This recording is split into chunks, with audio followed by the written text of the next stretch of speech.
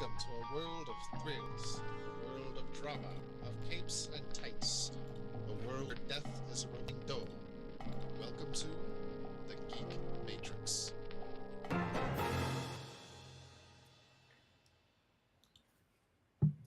Hello, everybody. Welcome to the Geek Matrix DC Comics Review Show, episode number, Josh? 273. Yeah, 273. Hell yeah. Appropriate. Is it? Oh, because he's got 2 appearances left, or He's only got 1 appearance left, if I'm not mistaken. His last appearance on Raw, we're talking about John Cena, by the way. His last appearance on Raw was this past Monday. Yeah, but I swear yesterday I saw a post that said he's got 2 dates left, but maybe that was an old post. I think personally that the Saturday night main event thing isn't actually going to be his last hurrah. I think his last hurrah will be whatever pay-per-view follows that. I mean, that's supposed to be his last match, but then he could have another appearance. Yes, I think that they say that that's going to be his last match, but I think that whatever happens, something's going to happen at Saturday night main event. It's going to pull him in, probably on the side of Cody's team, into War Games. That's my personal opinion. He's going to be facing the final boss as his final opponent, but that's just me. The point is, though, we're here to talk about comics. Oh, and comics. To help Yeah, me do that, you've already heard his voice. It's Josh. Hi. And Brandon. Hello. This very special Thursday. I loaded up the soundbar just so I could applaud for your return. We missed you last week. Yeah, it's only been a week, but I appreciate it. We miss you every time you're not here because it's always fun when all 3 of us are here. Yep, the more than I'm happy you're here because this is a very special Thursday. It is the second official physical release of a DC Marvel crossover from 2025, 20 plus years. Yes, our Lord, 2025, and we'll get into more of the details later, but written by someone I consider my favorite writer of all time, Mr. Grant Morrison. It's not often we get to say that on this podcast, that we're reviewing a book written by them. So I'm not missing this. No, they don't come around very often. And as a matter of fact, that's actually brought up in the book, but we'll get to that much. Oh yeah, it's if you're going into a Batman Deadpool crossover book written by Grant Morrison and you think that is not going to be out of this fucking world, then you're not paying attention. Although I will say I had a much easier time summarizing the story in a very basic sense than I thought I would. It is like plot wise, it's a little straightforward, but there's so many little things and references and niche moments that happen that if you know your history and know your lore, it just reads so much more better. Very sad. Much better. I know that I missed some, so I can't wait to hear you guys point them out. I'm looking forward to that. There were some things I definitely didn't miss out, but there's a couple that we pointed out in our private chat, but we'll give you the annotated version. That sounds good. I didn't read those spoilers. Brandon's like, "Oops, I forgot the spoiler tag." I'm like, I don't even look at that shit. All right. Wipe away. So obviously we're going to be talking about DC Marvel's team up Batman Deadpool #1. But what other books are we going to be talking about this week? Well, we do have in our honorable mentions section this week Catwoman #81, Superman Unlimited #7, Wonder Woman #27, and Batman Superman World's Finest #45. Sorry, I thought that said Batman Deadpool for a second. That's in the wrong spot. And books we will be covering today include Absolute Flash #9, Titans #29, Nightwing #132, The New Gods #12, Justice League Red #4, and the aforementioned DC Marvel crossover Batman Deadpool #1. probably of one. Let's face it. Yeah. I feel like that's definitely hinted at in the book as well. But again, we'll eventually get there. Yeah. So when Grant Morrison was doing the AMA on Reddit like a month ago, that was a question I asked: is does your Batman Deadpool tie into Deadpool Batman at all? Unfortunately, they were not able to answer my question because they ran out of time. But now we semi know the answer in a way. Yeah. In a way. I don't know if we should save that for the review. Very, but very that's definitely yeah. I'm not going to say what it is yet. All that and more for the review.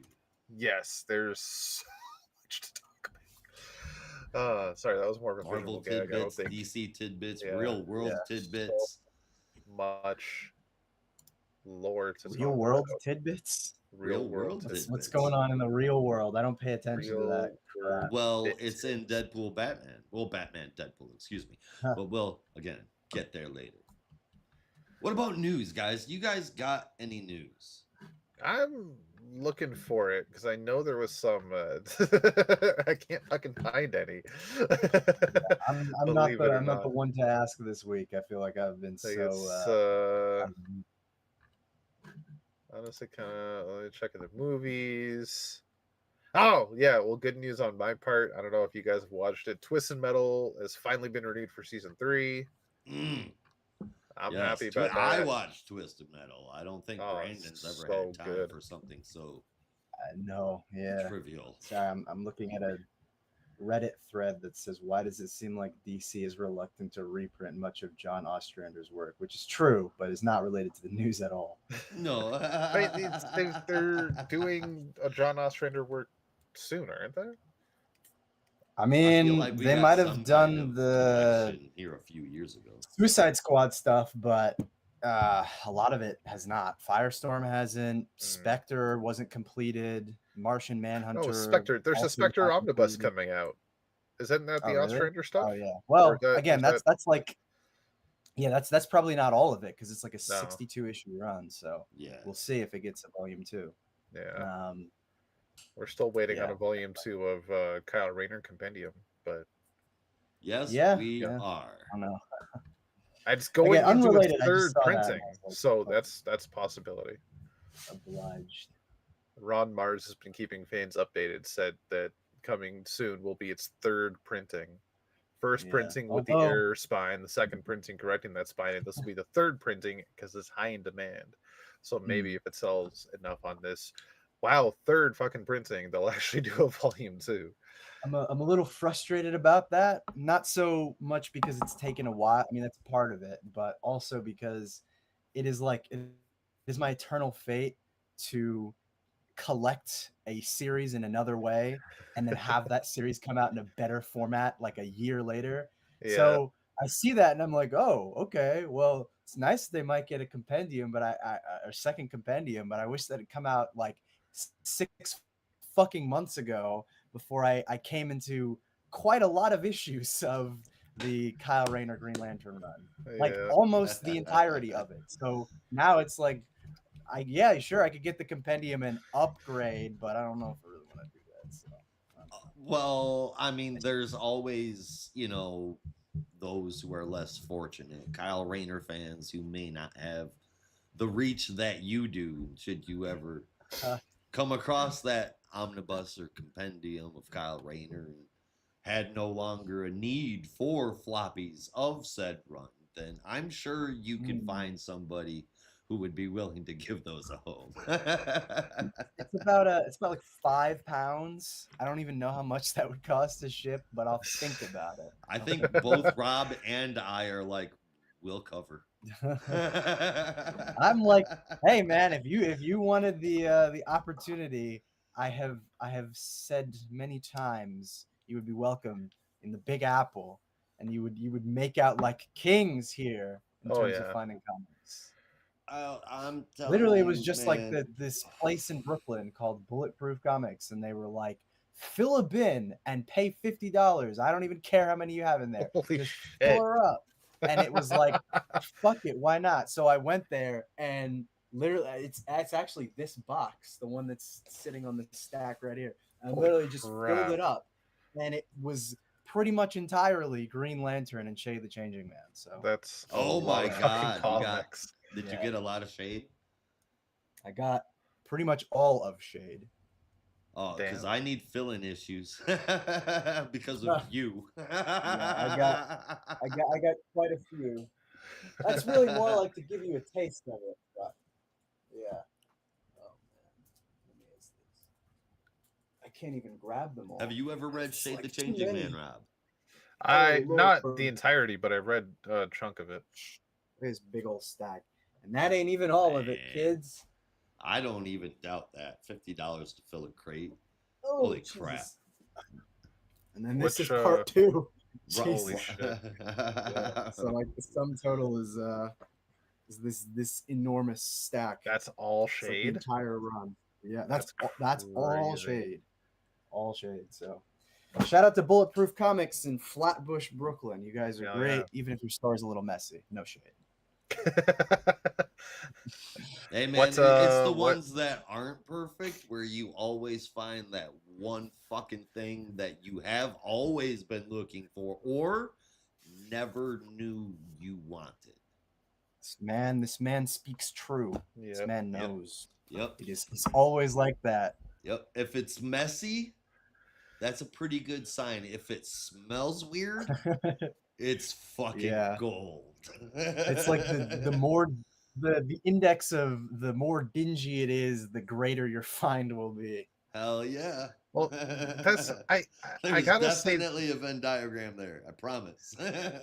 I almost want to dispute that because What? I'm sure that's the case for many Oh. many stores, but like I went to a neighboring city a few years back and did a tour of like the 4 or 5 comic shops in their downtown core, and one of them did smell like mothballs, was fairly messy, was fairly spread out, and next to no organization. And you know what I found? Fucking jack shit.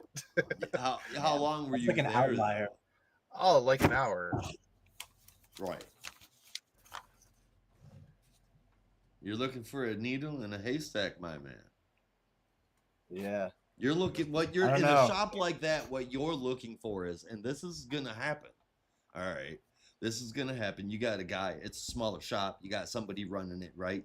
Every once in a while, that guy is gonna have a shitty morning where he's like, "Man, fuck this comic," and he throws it out in the dollar bin, and it's really a $40 fucking book, or something that he knows he should be charging more.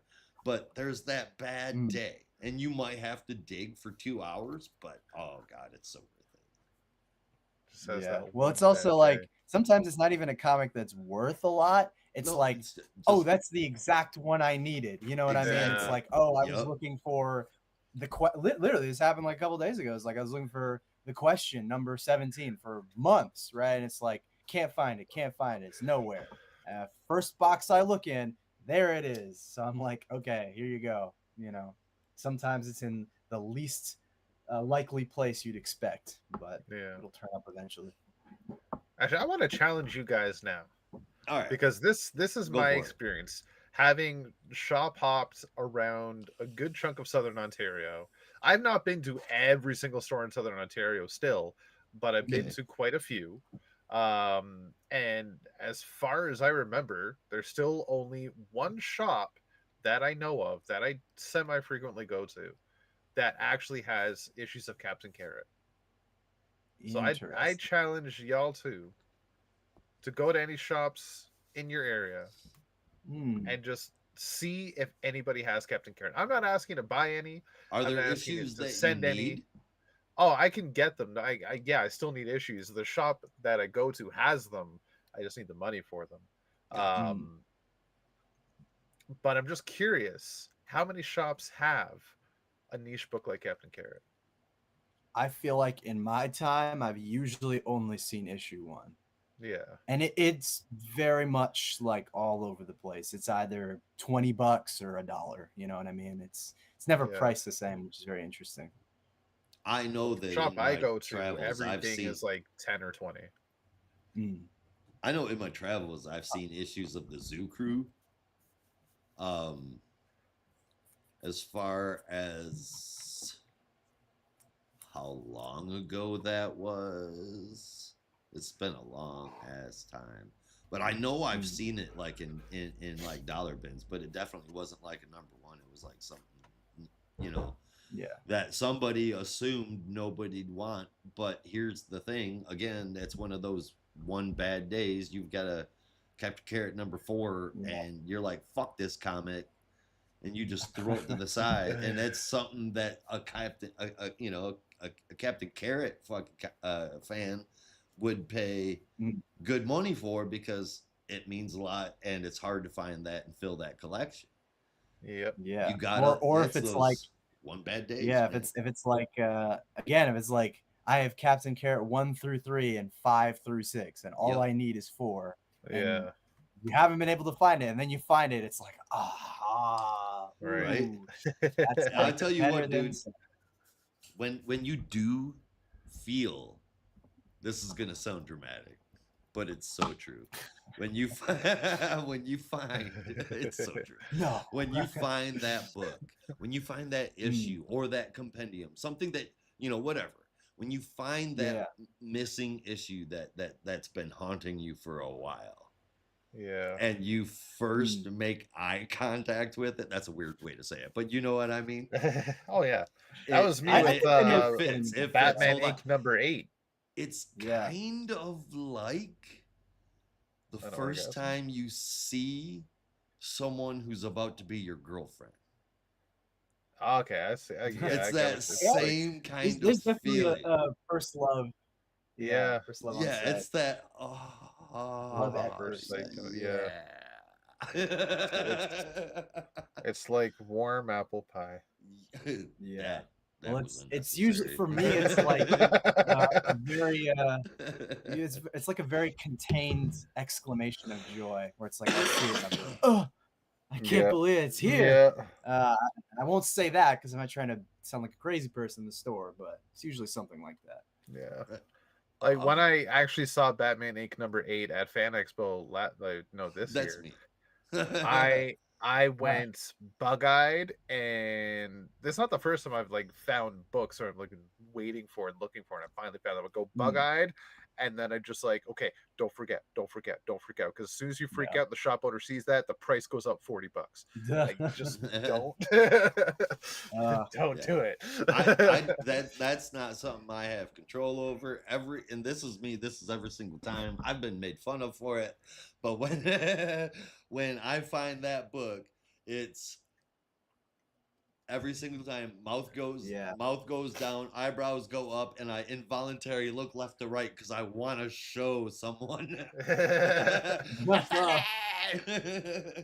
Whereas I'm like, I look left to right to see that nobody else is looking for it too, and I don't have to run away screaming, fuck off, it's mine, I found it first. Oh no, I'm excited. Let's go full Larfleeze. It's mine. No, full Larfleeze. No, I only do that if I put it on another box. Like if there's a series of long boxes or short boxes, I pulled that one out, put it on top. Just make sure my stack is covered, Slip it in between so nobody sees it. Yep. Nobody else is looking for it, but I just want to be sure that I get it. The things stay in my hand, and if I can't keep them in my hand and continue to browse, I say, hey, Holly. Guard this with your life. Will you hold these for me, please? Because I know she might get something, but it ain't going to be like what I get. She can hold it. I'm going to go hunting. Yeah. I wish my wife came to the shops with me so I could do that, but she'd get bored so fast. Yeah.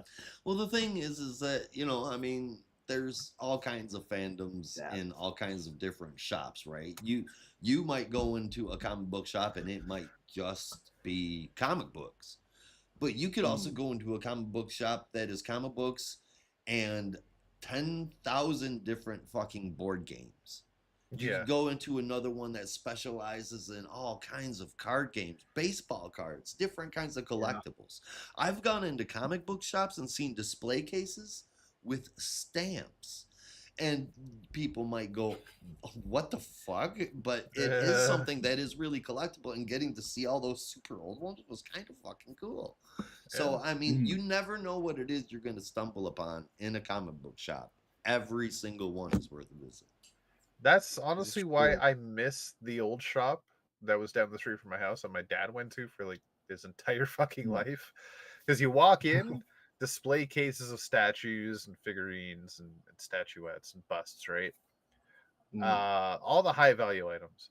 And then you go past those, all board games. You go past those, D&D books, card games, omnibuses. You go down that hall, and then there's like collected edition. You turn the corner, there's pop figures, there's action figures. You go to the back bins, posters. You go to the main area, there's collectible cards, trading card games, this week's comics. Go up the stairs, just more collected editions. Like, yeah, that's what I miss most. Smorgasbord things to choose from. And it was like perfectly laid out. You could go on a loop and get everything. Yeah. Right. So I was laughing in the middle of that, so not because I was, mocking you or anything. I just Josh's comment about like the must of a comic book store awakened a memory in me of this place I used to go to in Waltham, and it had the worst smell of Indian food I have like. It was so bad. I'm not even shitting you. I had to wear a mask going into that store. It was so, I could not take it. It would like make me feel sick. But damn, they had some good stuff in there. Exactly. Good stuff in there. I found Alan Moore's big numbers in there for cover price. Walked out like, is this a joke? But the cost, of course, was destroying my lungs for an hour. Oh man, I hadn't thought about that in a while. That place was so nasty. It was awful. Like I can still smell it if I think hard enough. Oh yeah, some smells just stick with you.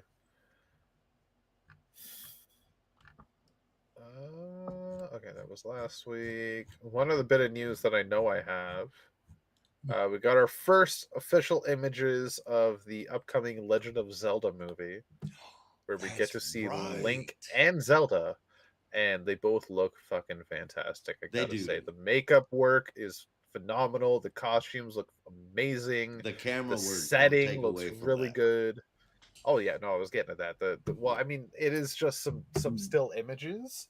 We've yet to see actual motion, but it looks really good. It's filtered through it's a live action lens of Breath of the Wild. Pretty much. It kind of has that dusk, or not dusk, dawn like misty overlay, and it's really cool. Very very.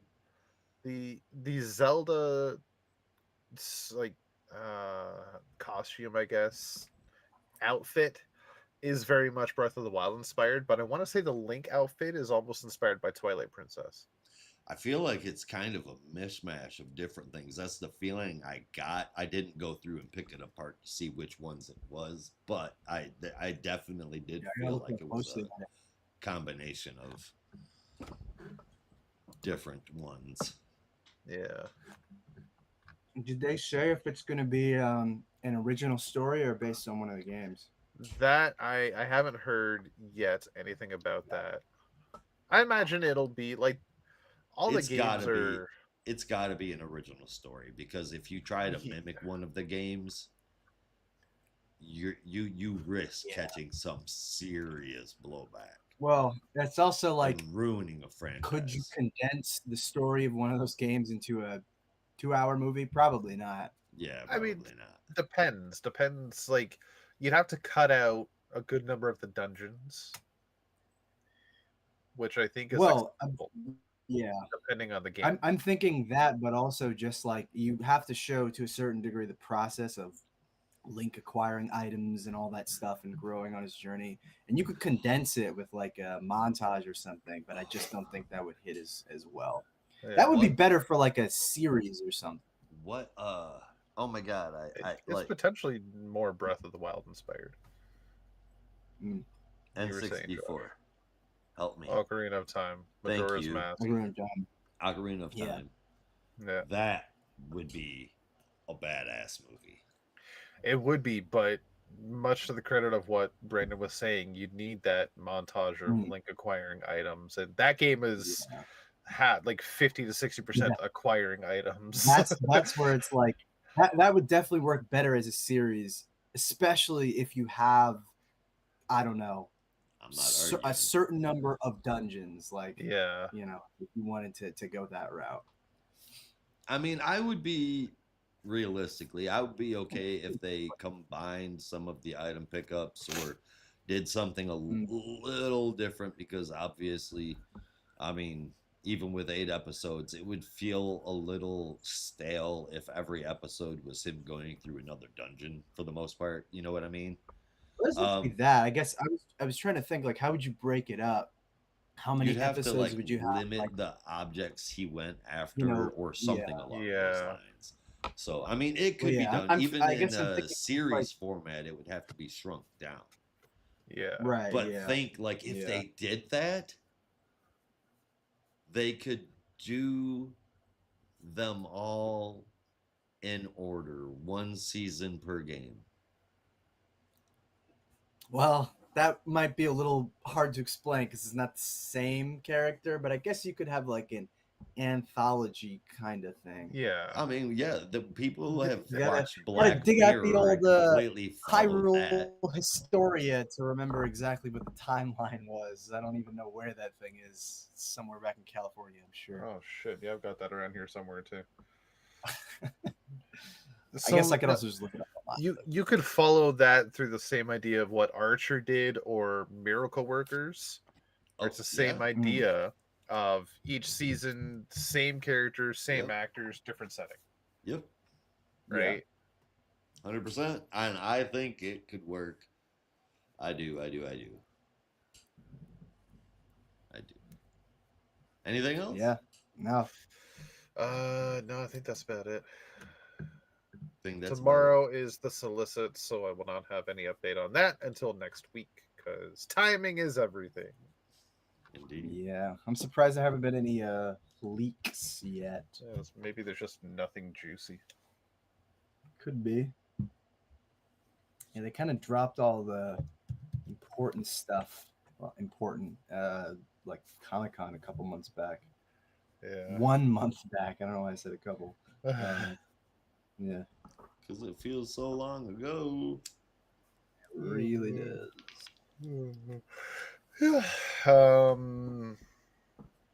Yeah. Well, I guess if there's nothing else. God. Uh-oh.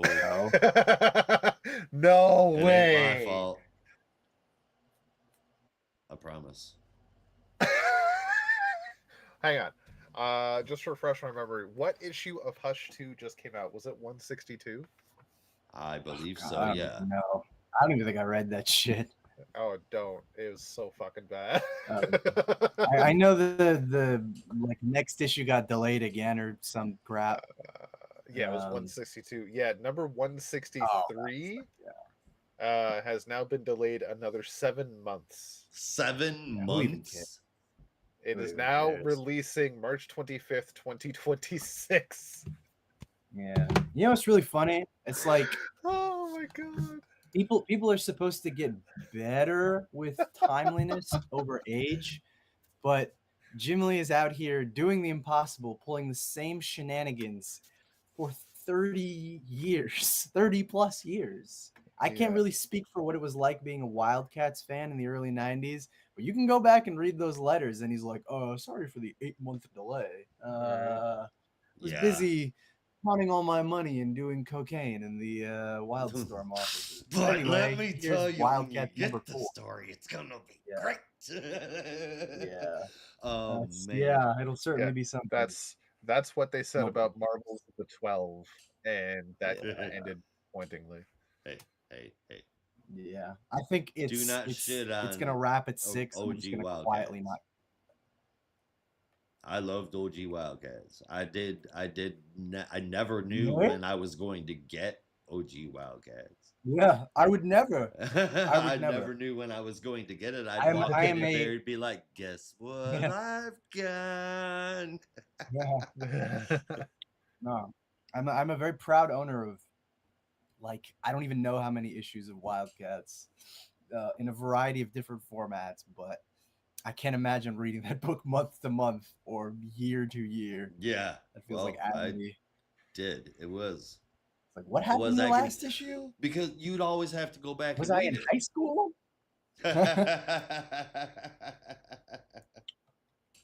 You'd always have to go back and reread. It was like watching a television show, you know, where every episode came out once every 6 months. Oh God.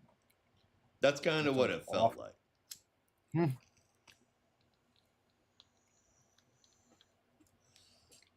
But hey, such were the 90s. Speaking of image books, this is the last thing I'll mention, but it did remind me of this. Do tell. It came out last week, and I don't even know why I'm mentioning it, aside from the fact that Rob brought it up in our Discord chat. But Youngblood is having another book at Image, which I find very funny. The last one I think was 2017. It was which I actually remember reading, and it was like quietly canceled, which was a shame because honestly, it wasn't that bad. It's probably one of the better installments of the franchise. But yes, you heard me right, ladies and gentlemen. Youngblood is back on the stands as of November 13th, November 12th, 2025. Who's at the helm? None other than Mr. Rob Liefeld himself. God, with a variety I knew it. Writing and drawing. Covers. Writing and drawing, the whole shebang. Not doing colors. That's some other guy. Thank God. Actually, not thank God. The colors are kind of ugly in this one, but is it any good? I was shocked to hear you mention it. Like I was gonna bring it up, and I was like, no one else is reading this shit. But you mentioned it. I was like, yeah, let's do it. So I'll let you answer this question. Is it good? I'm curious what your answer is. I still haven't been able to flip through the whole thing, and I only mentioned it the other day because I saw it the same day. Or was it yesterday I brought it up? I only just saw it yesterday. I didn't realize it came out last week.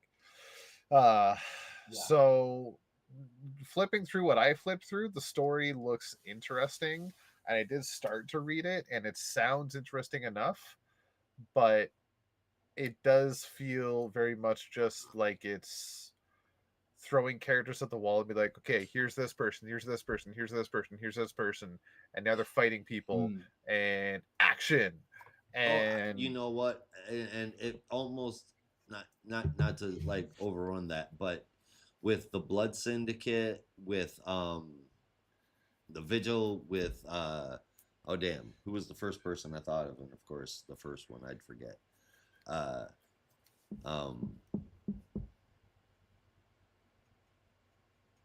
Wildcats, duh. Right. When they came out with the most recent books, it was just like, blam, here's the team and run with it. Some of them, they kind of worked their way in a little bit better than others, but for the most part, it was just like, dump. And I do feel like those books, team books like that to launch are difficult, because if you don't do it quite right, you end up with like, who the fuck are these people? Or if you try to drag it out and let them know who these people are, you've got 5 to 6 issues of fucking warm up before you get to a good story. And does that sell books? So it's like, it's really hard as far as launching a team book goes.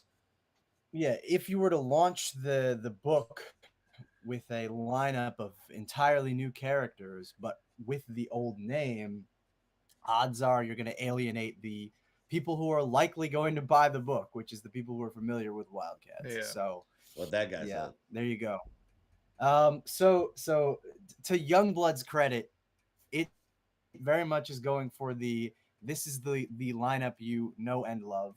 Like all the stars are here. Everyone you are familiar with the classic lineup. You got Shaft, you got Bad Rock, you got Chapel, you got Die Hard. I'm I'm embarrassing myself that I know all of these characters by name. I think that's Why everyone. is that embarrassing? That's and I believe that's everyone. So it's like it's very much the classic lineup. And like literally the funniest thing to me was like reading the first few pages, and it's like it said something like it's the team you know and love, like the only ones who are capable of doing this. And I found that to be incredibly hilarious because there have been many iterations of Youngblood who, anyway, that's neither here nor there. I think it's very much going for that nostalgia factor. I guess the better question is kind of feel. Who is nostalgic for this book? You know, who? Sorry, what was your question? Does it have like that? Does it feel like a book that was released in the 90s? Or is it a modern book with a bit of a 90s tinge to it? Definitely the latter. Yeah, okay. Definitely the latter. It's like, yeah, it's like you dragged your action figures from 1996 out of the closet, and you dusted off the mothballs and all that other crap, and you're like, okay, I'm gonna put them with my new action figures now, and we're gonna have a big old fashioned mashup adventure or something. So it's like, okay, here are my old fucking, I don't know, what are those action figures? Transformers. Yeah, it's like, I don't know, it's like, yeah, it's like having your 80s GI Joes with your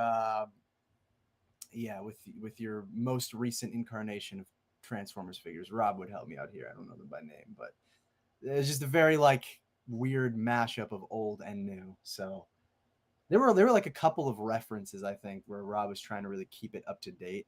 I think one of them might have been like, I gotta check it again, but it was like it was some kind of song reference, and I was like, okay, Rob's trying to update it, but I don't know how well it works. That being said, there was a comment I was going to share. I won't delay this out any further, but it was like, I've never agreed with the online review more in my life. Where it was like, this guy was, I got to find this. It's like, this guy was railing on the book, and he's like, it's total schlock. It's so bad. That being said, I will be back next month. I have a horror for young adults. Like, that's me. Oh man, you got it right. That's hilarious. Oh man. Oh, that's so funny. I got it. It's so funny. But anyway, Youngblood #1. They did like a bunch of variant covers for it. They did a whole like celebration for it. And yes, I bought 2. One Ryan Stegman one, and one Daniel Warren Johnson one that I don't feel like digging out right now. What can I say? I'm part of the problem. As much as I may bitch and moan, I'm contributing to it. But I'm part of the problem. It good. Rate it. Rate it. I can't answer that question. I know. It's like I can't really answer that question. There's obviously a little bit of bias because I love this schlock. Like from an objective standpoint, no. Look, when we're reviewing a book, we do take into consideration going into it, what would you or should you expect? You know, so I mean, figure that in. It's not. Am I being unfair to Youngblood? Okay, I'm gonna review it like your regular one. Yeah, I was like, let me say this. Let me say this. If you have any passing love in your heart for Youngblood in any of their incarnations, there's something in this for you to enjoy. If you're just like, honestly, if you're like me, if you're like, you know, I can't believe I'm about to say this on air. There are eras of Rob Liefeld that I actually have a bit of affinity for, nostalgia. Not that I was there, but like that I kind of appreciate. and taking that into account, I'm like, seeing him do a Youngblood comic, there's something kind of cool about that. And also just I do kind of like the characters and all that definitely colors my opinion. But so yeah, if you're like that, if you have that mindset, you probably will enjoy it to a certain degree. If you're like, I just want to try it out because I've kind of heard about it and I know Liefeld is notorious, this book is going to satisfy every stereotype you've ever heard. So there you go. All right. So let me ask you guys this. Do you guys think that this is really Rob Liefeld's application to do Deadpool one more time? Yes. There was there was a character in here that I was thinking about that. The way that he moves, I was like, he's trying to do another X-Men book. If I show you a panel of it, you know what I mean. I think I know exactly what panel you're talking about. I was like, I get the feeling when I look at something like this, I get the feeling he kind of wants to draw another X-Men book. I don't know. Maybe that's just me. That's not the panel I was thinking of. It was a couple page before or after that I was thinking of. Oh, really? When I don't know all the characters' names, but the main guy that guy was fighting says, "I'm gonna pop my claws." Man? Call yourself a Youngblood fan, please? I don't. This is the first Youngblood I've ever read. Honestly, that's for the best. The Hawkeye ripoff. That guy. Shaft. Oh, what is wrong with me? But yeah, so I think it's like the page after the one you just showed where he says something about let me put on my claws or something like that. Oh yeah. Yeah, he's got like the little arrows in his gauntlets, which I've never seen Shaft do in any prior Youngblood story. So that's also probably I want to draw Wolverine again. Yeah. And again, as someone that's never read Youngblood before, I saw that. I'm like, is this guy for real? Like, okay, I don't know. I really though, there's right? a part of me like that question has never come up very often. Like, oh, do you know about Liefeld and Youngblood and X-Force? Like, have you read that stuff? Would you recommend someone reading it? And there's a part of me that's like, no. Why would you ever waste your money on that? But at the same time, I'm not gonna lie, I kind of like that schlock. So I do want to be like, yes, you should read it, just so you can experience what it's like. Yeah, but so I don't know. Call it a guilty pleasure. It's very much a guilty pleasure. Late night, bored out of your skull, just want to read something stupid to turn your mind off, and okay, let's bust out a Rob Liefeld book. God, where is this comment? I gotta find this. You had mentioned as well the art. Yes, yeah, is very kind of minimalist in a way. There's a lot of open air, and I mentioned that as well after you said that. Like flipping through it, it looked like a lot of the people were just fighting in midair, like they were free falling and fighting. And then all of a sudden there was a boat. Okay, so like the premise of the issue is they're taking down this guy, this would-be conqueror on a yacht, and unless you really paid attention in the first 5 pages, you would not know where the fuck they are or where they're supposed to be fighting, So yeah, it's certainly an experience. And rarely, if ever, is there a time when I'm reading a book and I'm thinking about just how bad the staging is. Like I'm critiquing it because normally I don't care. Unless we're doing a review here, I would kind of consider that. But normally it's like, oh, okay, I'll just read it and like have a good time. And story's good, art's good, whatever. But like I'm looking at this and I'm like, why is he launching across the yacht, but the panel is facing downwards, so it looks like he's diving under the boat? Like stuff like that. We're just like, what were you thinking? Yeah. He wasn't. I'll say this though, that very first page, just that opening kind of splash with the characters in the image logo and just like the intro text boxes, that felt really prestigious, and I really liked that because I think that was a really good way to open the book. Like this is an OG image title, and it's following in the footsteps, but also precursor to all these characters you see before you, and like. It's all part of the image verse, and welcome back to this fun. So okay, that's kind of cool. I mean, I'm down to you. That's half the reason why I like the Vigil so much. Is it kind of had like that '90s image kind of feel to it, even though it was from Rom V. And I mean, you guys know that I'm one of the first in line to make fun of Rob Liefeld, but if I mean, he's got Youngblood. That's in my stack. I'm reading it, and like if he ever got to write Deadpool again, Jesus Christ, I would be there with bells on. You know, I might shit on him, but that Rob Liefeld was, you know, like it or not, a big part of my childhood, for better or worse. So I'm always gonna give her a peek. You know what I mean? If I can spoil one thing about Batman Deadpool, it's that if Rob Liefeld did take on Deadpool again, Deadpool said it himself. He was designed to work without feet. Yep. Oh my god! There we go. Oh, finally, I can find it. But yes, no, tell me that wasn't gorgeous. Honestly, when you sent that reference, like must have went over my head with the first view, but I read it again. And I was like, oh, haha. Yeah, I get it. I loved it.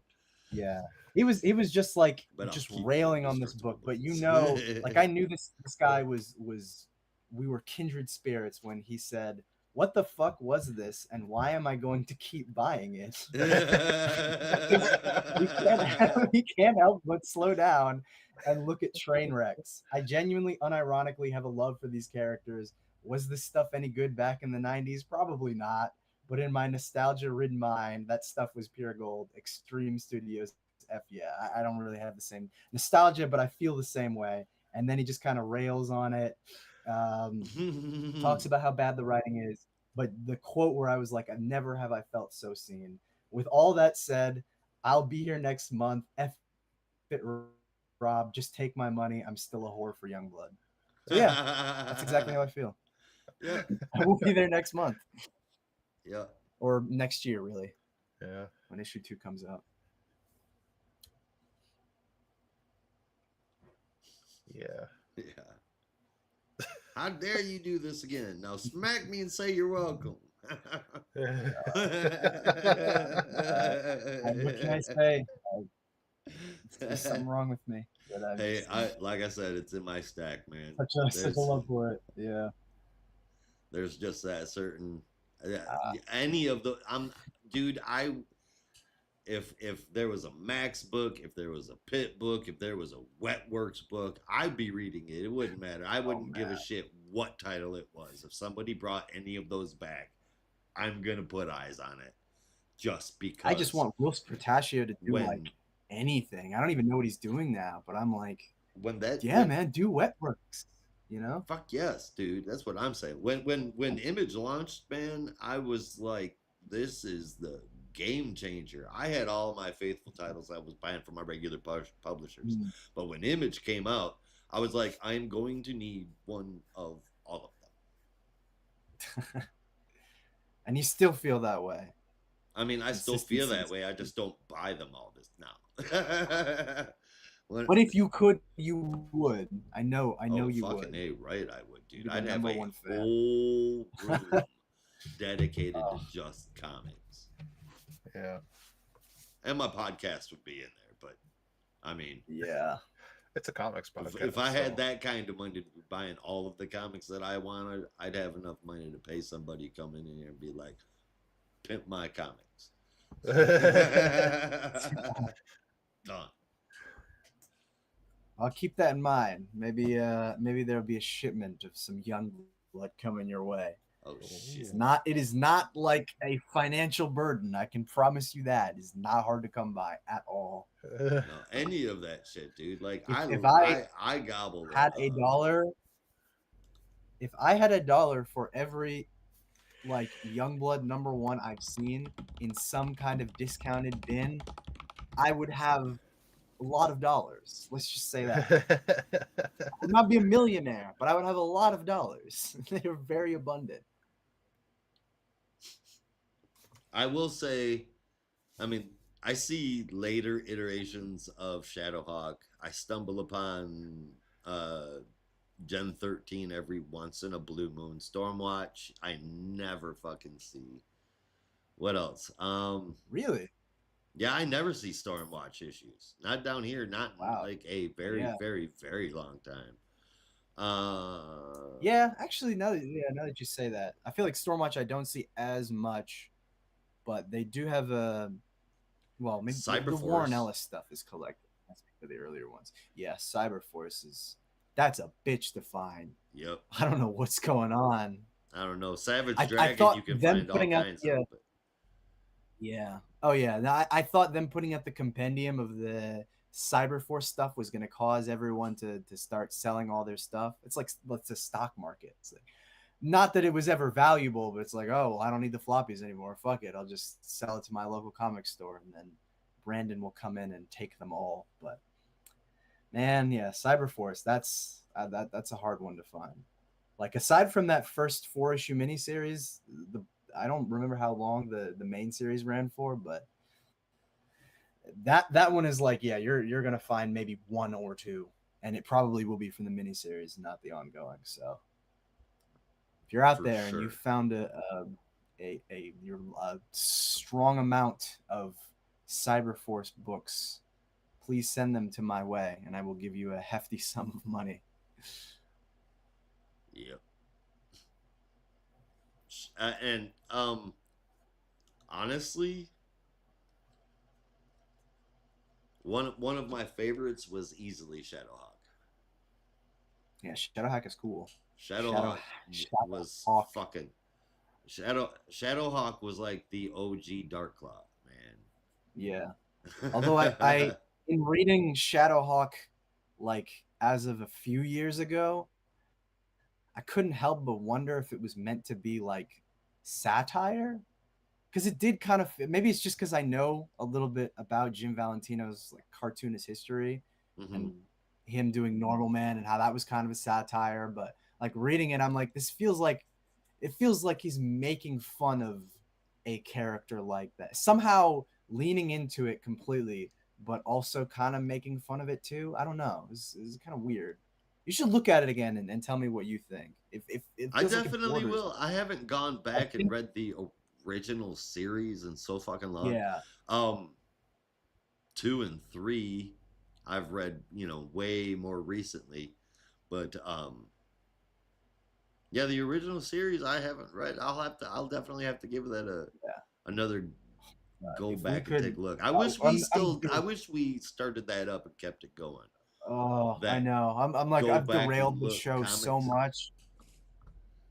I'm so sorry. I was like, if we could do a show that was just me and you and maybe Rob trying to rein us in of ranking all of the Image titles, I would be so down for that if I had the time to. I would not be able to rein you two in.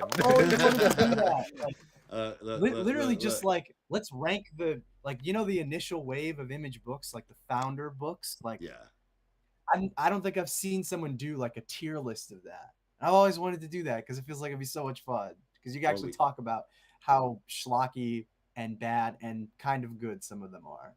Oh yeah. I have my answer, but I want to see what other people's answer would be. Did you like Gen 13? I did. I loved Gen 13. I loved it too, dude, so much. I was kind of a whore for Gen 13 as well, and not even just the Jim Lee and J. Scott Campbell stuff. Like, all of it. John Arcudi had a run on that book with Gary Frank. I think Scott Lobdell wrote for that book. Like, there were a few people. Adam Beechin, I think, did like a fill-in issue. Like, I really liked that book. I think. I can't believe. Okay, there's a variety of reasons for why I liked that book. Some of which I'm not very proud of, but yeah. But and yeah, all I'll say is, look, we were all teenagers at one point or another.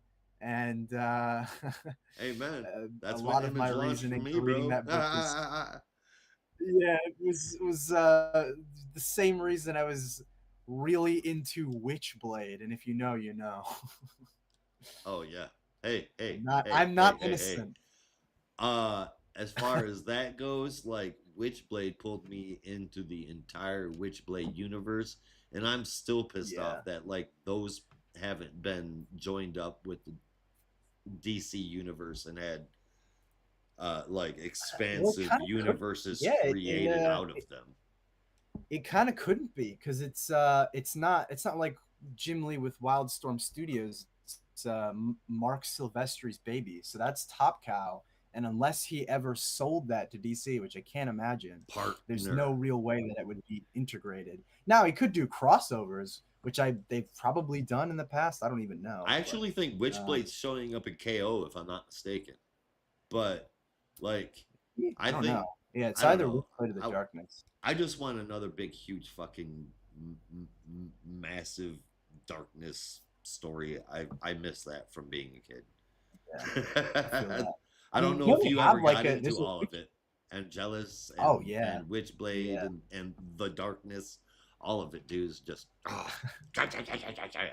wasn't as into the Darkness as I was Witchblade for obvious reasons. Not obvious reasons. Reasons that will become obvious when you look at it, but yeah, I think that'd be cool. But I think they have a new Witchblade book. I haven't really checked it out, but I was kind of curious. Marguerite Bennett is writing it or something. I don't know, but anyway. I also like the Darkness. The Witchblade thing called Love was one of my favorite songs. Not the same, and that's I hate that fucking song. I hate that song so much. But anyway, I like that song. I'm not surprised you like that song. You and a buttload of other people did, but I don't believe that song should be loved. So I tried to say that to the beat, but I cannot make my voice go that high. If I try to make my voice go that high, it will just be silence. Nothing will come out. Oh man! I should have never mentioned Youngblood. This got like off the rails so fast. Way off the rails. Holy cow! We've been going for an hour. That's not like us at all.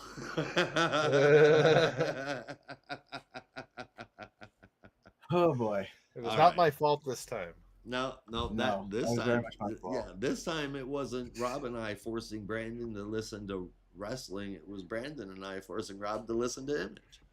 You should be glad I'm like not that knowledgeable about wrestling, because we seriously would just never talk about comics ever. Hey, listen, if I was as knowledgeable about wrestling as I am, or claim I am, as comics, we would be here until 10 o'clock. We would have a whole extra podcast, dude.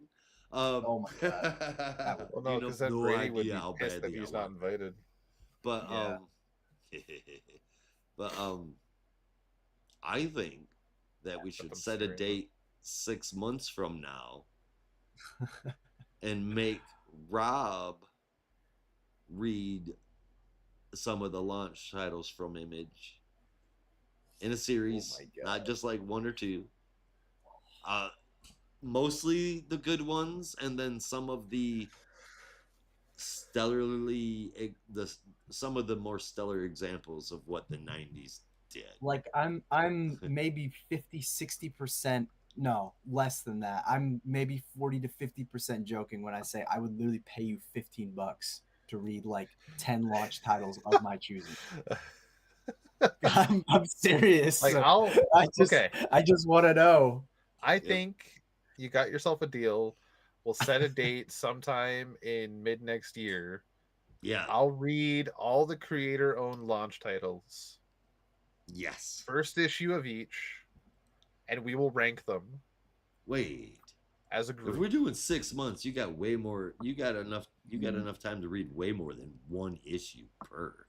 We're starting with the first. I was like, there's a way you could do it, because those launch titles, all of them were technically launched as miniseries. Yeah. So I think I don't really want to do the math right now, but like Shadowhawk is 4 issues. I think they're all 4 issues except for Savage Dragon. Savage Dragon wasn't, but Savage Dragon. I'm sorry. Let me clarify, so to speak, since launch. Every series but Spawn was launched as a limited series. Spawn was always ongoing. It was Todd McFarlane's baby. He was not going to just do 4 issues and pack it in. Right. That was the same with Savage Dragon, though, wasn't it? Well, Savage Dragon was a 3-issue miniseries originally, and then like Cyberforce, it relaunched. So that's why there are 2 number 1s. Yeah, a lot of them are like that. Like I don't. Gen I 13 mean, is like that. the Wildcats majority like of them are like that. Yeah, but I didn't. I just don't remember that. Yeah, Savage Dragon doing that. Huh? it's Interesting. yeah. Honestly, I didn't trust you. realize it either. I'm But not I was like, surprised. I forgot. yeah. No, I can show you because I have those first 3 issues, and it's literally like Savage Dragon 1 of 3, and then there's another issue 1 later, and then that's the one that's still going today. Nice. But I think because they were testing the waters, they wanted to see how successful and not successful it would be. Except for Todd, he was like, I don't give a fuck. I'm just gonna do Spawn, and I ain't relaunching the title, and you're just gonna have to deal with that, which I will always respect. I mean, I think he was not going to relaunch like, the book. He was not going to do a miniseries. Yeah, he's a demon from hell. That's not really a demon from hell, and we're gonna have everything from decapitation to fart jokes. In the 90s, you could not have had a more successful fucking pitch. Like I just the feeling of like it's 1992 and you have Spawn #1 in your hand is something I can't even comprehend, but I wish I knew. That just sounds like incredible in the moment, maybe, and then you're like, actually, this series kind of sucks. Especially knowing what would come from it. A live-action movie, an animated series, a toy line that spawned an entire toy company. Yeah. My God. Who would have thought Todd McFarlane would be such a mogul? Right? I'm upset a little bit. I really think that it deserves it. Why we haven't seen more Gen 13 stuff. But that's I think we've talked enough about Image. Yeah. Imagine that. All right, let's move on. This could go on for another hour. It really could. I know I could go on for another hour. I know I could. The 3 of us get together. We don't even have alcohol, and we talk non-fucking stop. Could you imagine if the 3 of us got together over drinks? Oh, hell. Jesus. They would have to kick us out of the bar. It would literally be like dusk to dawn. Yeah, no, I would not leave. Yep. I don't know about From Dusk Till Dawn. I don't want to be attacked by vampires, but oh my God. I have a Vampire Slayer kit on me at all times. You don't if the chairs are wooden, then we all have a Vampire Slayer kit. It's true. Or if any of us has some oh my God. What? Excuse me? Fuck. That's my cane, dude. Holy shit! You're that is badass. You have layers. What are you expecting? Vampires. This man, part of the statesman. Yep. What if it's zombies? What if the zombie apocalypse breaks out tomorrow? Well, if you can shoot a zombie in its head and kill it, then you should be able to impale the zombie's head and kill it. So, I suppose that's true. Okay, Brandon, are you with me now thinking that Josh was created by Brian K. Vaughan? I mean, perhaps it's possible. Does it have to be that guy? I could see that. It definitely feels like a character out of Saga. Saga, Why the Last Man, Kingsman. No, Kingsman was Mark Miller, wasn't it? Mm-hmm. That was Mark Miller. Oh shit! But like, if I was in the post-apocalyptic world of Why the Last Man, and I saw, well, I mean, we would all be dead because we're men. But if by some miracle you had survived and you had a sword cane, I would run incredibly fast to get the fuck away from you. Regardless of what. Let's just put it out there right now. You'd be the Woody Harrelson from Zombieland. I was literally thinking his that. way I was like, across America to find the last Twinkie. You would literally be Tallahassee. Except I'm not going with you. I'm not going to be Jesse Eisenberg. I'm running the fuck away. Yeah. I'm like, fuck this, dude. I don't care if you can kill zombies. I'm getting out of here. I'm not gonna let you run away. I think you need me just as much as I need you. Jack Nicholson was not in that movie. Huh? Jack Nicholson was not in that movie. Oh, if Stop I'm doing it. Jack Nicholson, you can really tell. The more you do it, the creepier it gets. Creepy. If it's not accentuated, that's not me doing Jack. Okay, so I'm gonna put a pause in our fun festivities. The last thing I want to bring up with the news is we have an official announcement for the Energon universe from Skybound.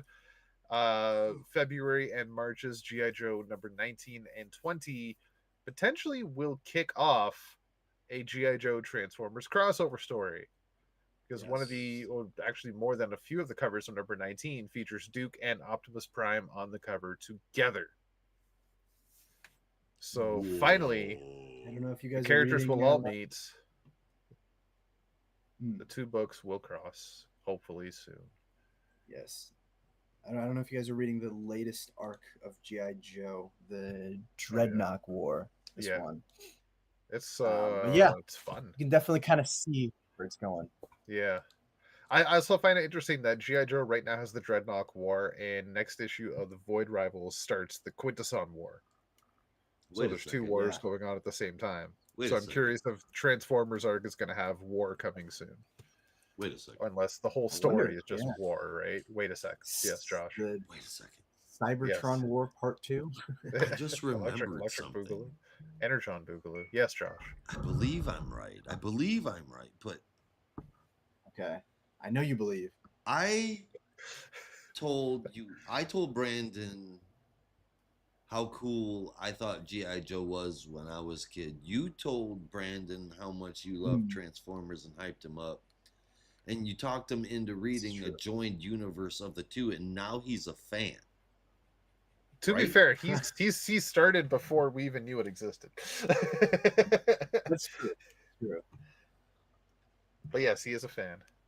And it's our fault, right? I would say your encouragement definitely helped me really get into it. Yeah.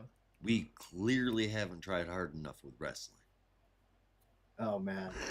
I don't even want to try with wrestling anymore. That's the thing. I'm over coming any day now. The thing is it's like a delayed reaction. Like it's okay. Rob doesn't watch wrestling with me anymore anyway. Yeah, with certain things, it's like I won't realize it, but it will just overtake my life at some random point, and it's like I've just been obsessed with this all my life. Some of my favorite things are like that. And then he becomes the librarian of wrestling.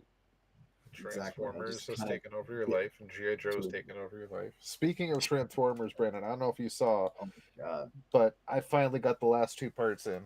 Did you? Let me see it. Devastator. Yes. In all its glory. That's really good. And it looks all big. 6 combiners. It is actually really cool. And it looks really good next to Void Rivals Jetfire. Hell yeah. Oh, dude, that's so cool. That is cool, man. This figure is so fucking cool. God the damn, first Energon Universe figure. Yes. I couldn't really see the sculpt on his face, but that looks good. It's actually really good. Yeah. That is cool. And that Jetfire comes packaged. So there's going to be so much more coming your way, man. Oh, shit. Get over here. No! Oh, things are falling apart. Dirac and Salila. Ooh. Yeah. Now, this is what I find really interesting about these figures. I should have brought this up like weeks ago when I came in, but these are like old style figures. It's just a rubber band in the middle. Oh, seriously? No yeah, way. It's like seriously. They still make figures like that? You know? They do now. It's just for these 2. It's like it's simple like arm and leg joints, and then the rubber band in the middle for the waist, and that's it. Are the arms like rotators? Like, what's the deal? Yeah, like the arms have full rotation. Oh, okay. Yeah. Right? You can even see the screw on the shoulder. Yeah. Right? But it's classic style figurines just for these 2. Oh. That is bizarre. Yeah, I saw them like, holy shit. I'm like, I'm not disappointed. I'm not thrilled either, but I'm not disappointed because it's kind of cool. Yeah, I don't even know how to feel about that. I'm just like, it just seems like such a weird choice. Like it is, yeah. 2006 Target action figure or something. Oh, older than that, man. I know. I'm pretty sure like some of the original Superpowers figures were like this almost. Yeah. Oh, dude, they stopped making action figures like that right around the time my kids were 5-ish, so late. I'm gonna say 99 to 2003. Okay, yeah, because they were definitely still like I remember getting those, but as a kid, so that's got to be mid to late 2000s. Yeah. So they probably had a few in stock, from that era. People stopped buying them because they're kind of shit. But, they are. But like for collector's pieces, just to go with Jetfire, it looks really well. They're not like superposable, and they come with these little stands that work really well. But just for the appeal and the aesthetic of the visual, it's perfect. It definitely makes me want to have, I think, higher quality figures for the Void Rivals. But as like a good test, I think that's good. Yeah. Like I can't have Celila hold her spear with two hands because the arms just don't bend that way. Right? Because I think it would be really fun to have a higher quality version, particularly of Derek, with like a detractable arm that has like multiple different versions of the arm, but also the helmet that you can take off or something. Maybe not a helmet, but like a head sculpt with the helmet, head sculpt without the helmet. Like that'd be cool. I don't know. That would be really cool. The gem/energon port on their heads. Exactly. That'd be really cool. Well, there's only more to come. These are the first Energon Universe figures. We already know the next one is coming next year in September, October. We have Optimus Prime with the Megatron arm is coming. And so far, that's all we know. But I know everybody in the Transformers fandom is begging for a Shredhead Transformer. A Shredhead figure. Shredhead. I fucking hope so. I know when I first saw Shredhead, I had the same reaction every Transformers collector had. I need that yesterday. I'm gonna need that like pronto, bro. Yeah. That is such a great name. It is. I mean, for like 80s style metalhead van as well, complete with the airbrush artwork on the side. Yes. Yes. I mean, does the surfer voice fit him? I think so. Michael Bay, hire me. He's maybe more like Highlander-esque. He was more Highlander-esque. Yeah, like picture like. But I can't do like a Scottish/Irish. Have you seen Kung Fury? Of course. Kung Fury's voice probably fits him best.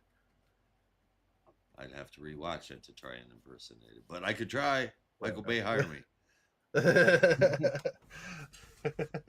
Hey, if not, we can do Surfer, right? Series or maybe he happening. Sounds like Jack Nicholson.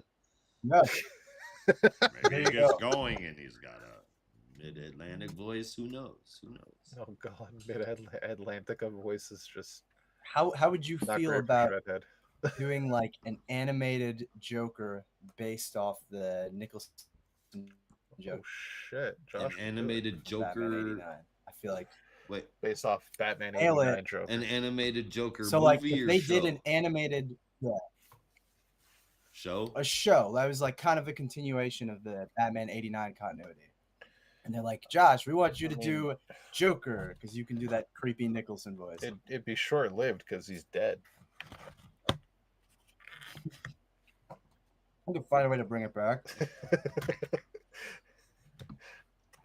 That literally happened. That happened in whatever that was. That issue of Chip Zdarsky's run, where all the Jokers get brought back to life, but they're evil. Like, I could find a Joker laugh. I'm misremembering. Oh yeah, for sure. I mean, you have to do it now. Some of us have to go to sleep at night, not have nightmares.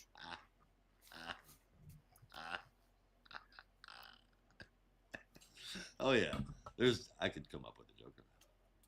Somebody hire me. I need money, God damn it. All right, with that, I think that's enough fun for one episode. Mercy. Oh, nonsense. This is where the fun really gets started at 1 hour and 15 minutes into the podcast. Jesus Christ. Fatality. We fucked up. But it's all Liefeld's fault. Honestly, it is. He knocked our feet out from underneath us. Nah. Oh, wait. God damn it. Where's the rim shot? Come on, man. There we go.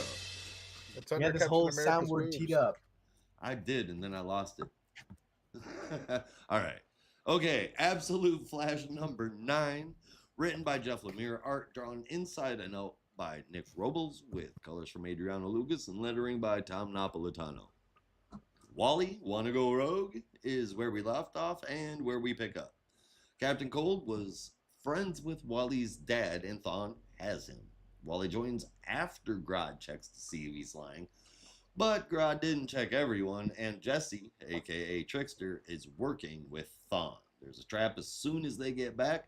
Thawne blows up the copter when Jesse secures Wally, but Grodd saves everybody. Wally gets free, Jesse is down, and the rogues go on the move against them. Meanwhile, inside, we learn that Thawne has been manipulating people this entire time, going back as far as Barry. And she plans on using Wally as some sort of sacrifice to open a doorway to what looks like could be the Speed Force or somewhere else.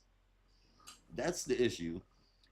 First, I love the thought bubbles versus the speech bubbles. It's I know this sounds silly, but I think it's a really cool way of doing it. I appreciate it. It's reading thought or internal narration or thought inside of a caption box kind of drives me crazy, and the look of trailing thought clouds doesn't exactly look modern anymore. So this, I thought, was pretty fucking cool. I dig it. Finding a doorway to the Speed Force is cool. The rogues going good is cool. Jesse got that helmet knocked into the ground, and that's cool.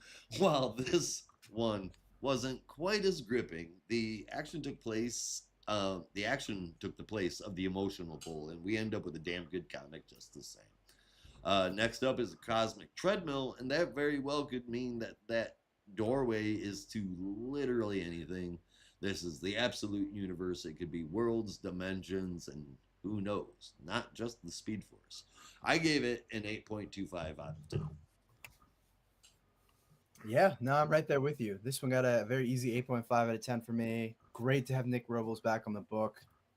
Absolutely kills it during the sequences where Wally's kind of like, I don't know, I guess experiencing time differently and is just kind of messing with his mind. Like, that was a really cool thing where it's like his perception of past and future is like confusing him, and he has to have Grodd. Yeah, and he has to have Grodd calm him down. It's like, that was really cool. So I love that they were close. Yeah, no, I was gonna. That was another note that I had. Like, I just love that Grodd, of all people, has become Wally's source of comfort in these like more troubling moments, and they've really formed this bond together, these two misfits. So I'm like, if anything happens to that monkey, I'm coming for you, Jeff. I fucking say it, dude. I feel the same way about fucking Crypto and the Supergirl run. I felt the same way about Haley and Nightwing, and here I am again in Flash. I'm like, don't kill the pets. It's a very simple thing. Don't kill the pets. But yeah, no, great stuff all around. Excited to see what their take on the cosmic treadmill is going to be, and very much like, what the hell is this version of the Speed Force, if it is even that, you know, like where is this going to, and what connection does Wally and Barry and Jay and the older Thawne all share, like that connects them to it. So I don't know. There's a lot of mystery, but I'm invested. And the thing that I'm thinking, and this is where, you know, I mean, it could go either way or any way, but because it's the absolute universe. But the cosmic treadmill wasn't a doorway to the Speed Force. It just feels like that's what it is because we've seen people going into it. So I have honestly no idea, man. But I'm along for the could be, yeah. Rob. What'd you call me? Rob. Yeah, pretty much everything y'all said and maybe slightly more. This has been consistently a fun ride. Not too over the top, not too simple either. It's just perfectly paced. Pun slightly intended. I also love like the whole thing with Grodd. Like, to quote Rosa Diaz, like, I've had Grodd for a minute and a half, and if anything happened to him, I would kill myself and everybody else in this room. Yeah. But I'm gonna go John Wick, the quiet man. Yeah. I'm gonna fuck up Batman, Robin, Two-Face, Penguin, and both of their armies. I'm sure we talked about Brooklyn Nine-Nine in the past, but like, my love for you, which was already great, has grown just a little bit more. Like, I'm gonna turn Two-Face into One Face. I'm gonna turn Two-Face into One Face. I like it. Both sides gonna be disfigured. And Brandon, I'm also happy to hear that you also love Brooklyn Nine-Nine. Yes. Hell yeah, it's the best. Hell, just today I was thinking about Captain Holt. Oh my god. Hell, even before the show, when I was playing my game, I was playing as a skeleton, and he was throwing bones, and I just said, "Bone, bone." Diaz, I am your superior officer. Oh, one of the best cold opens in television history. I just love when he comes back later and he's like, "Did you?" And he's like, "Yep."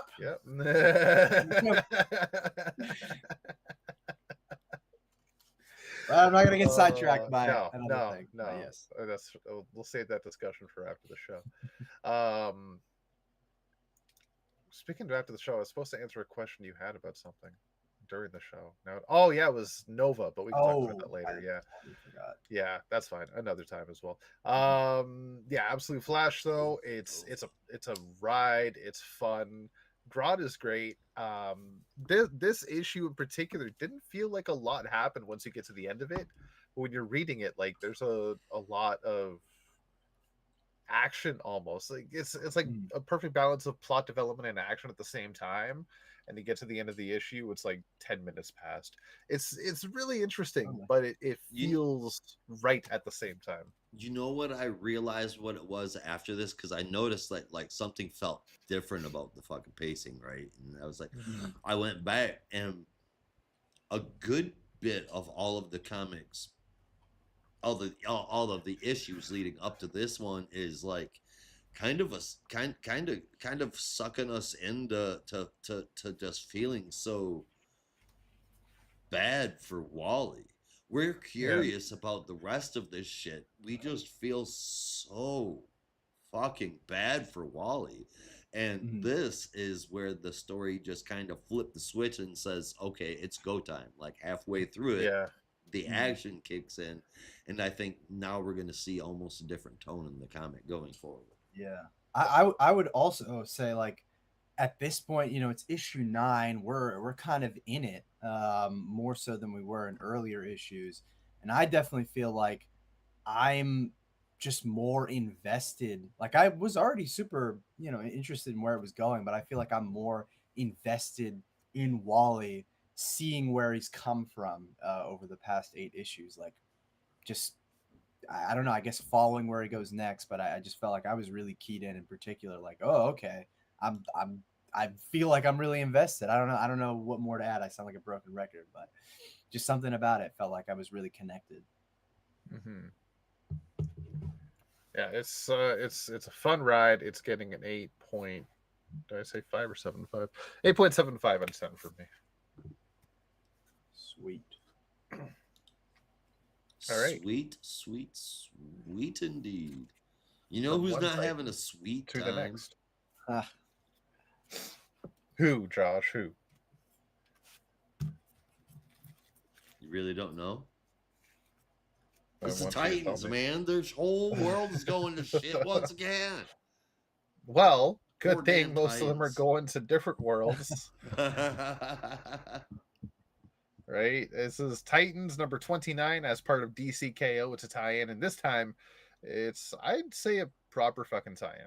Amen to that one. Finally, Yeah. Jesus, man. I'm Yeah, saying because this might not have an actual KO fight, but it has a lot to do with the ongoing plot. Let's face it. I mean, yeah, this is gonna be a pivotal moment. Yeah. I almost dribbled that like a basketball.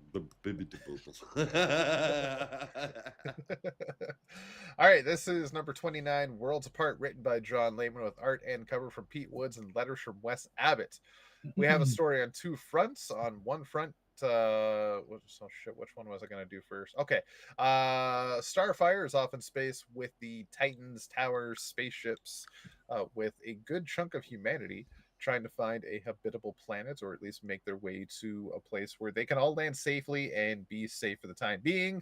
But as we saw last issue, they were discovered by Granny Goodness, her female Furies, and a grand swath of parademons, leaving just Starfire alone to fight them.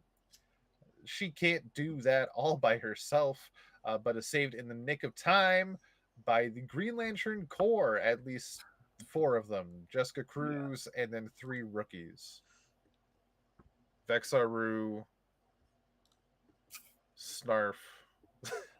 No, it's Narf, isn't it? Narf. It's Narf. But yeah, you tell me. I call him And Snarf, and you guys have started doing it too. Snarf. Well, so I But always his forget name is his. Narf.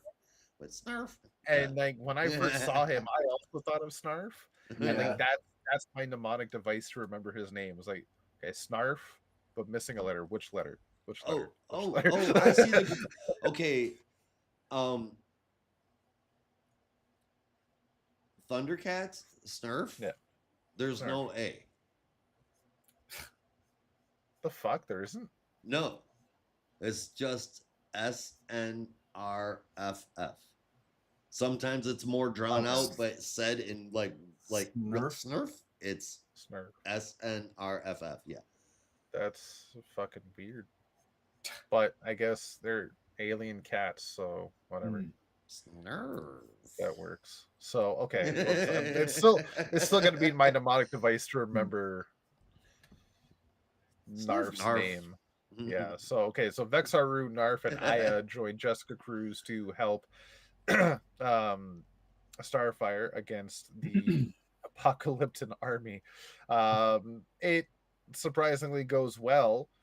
They are able to escape, but then are found by a basically gigantic fleet of Tamaranian royal ships, led by none other than Commander Starfire's sister, aka Blackfire, who is now calling herself Queen Blackfire. That's the last we see of that part of the story for this issue. Meanwhile, on Gemworld, excuse me, Raven and Nightwing have taken another section of humanity to Gemworld for safekeeping and have met up with Princess Amethyst, Princess Amethyst. Yes. I was almost gonna say Queen, but not yet. Princess Amethyst. Surprising they haven't done that arc yet. Yeah. It's coming eventually. To just help with the political side of everything. And Gemworld is more than willing and happy to have these refugees here. However, Jinx has infiltrated the palace using illusions and has declared herself Princess of Gemworld while capturing the leaders of the various nations of Gemworld.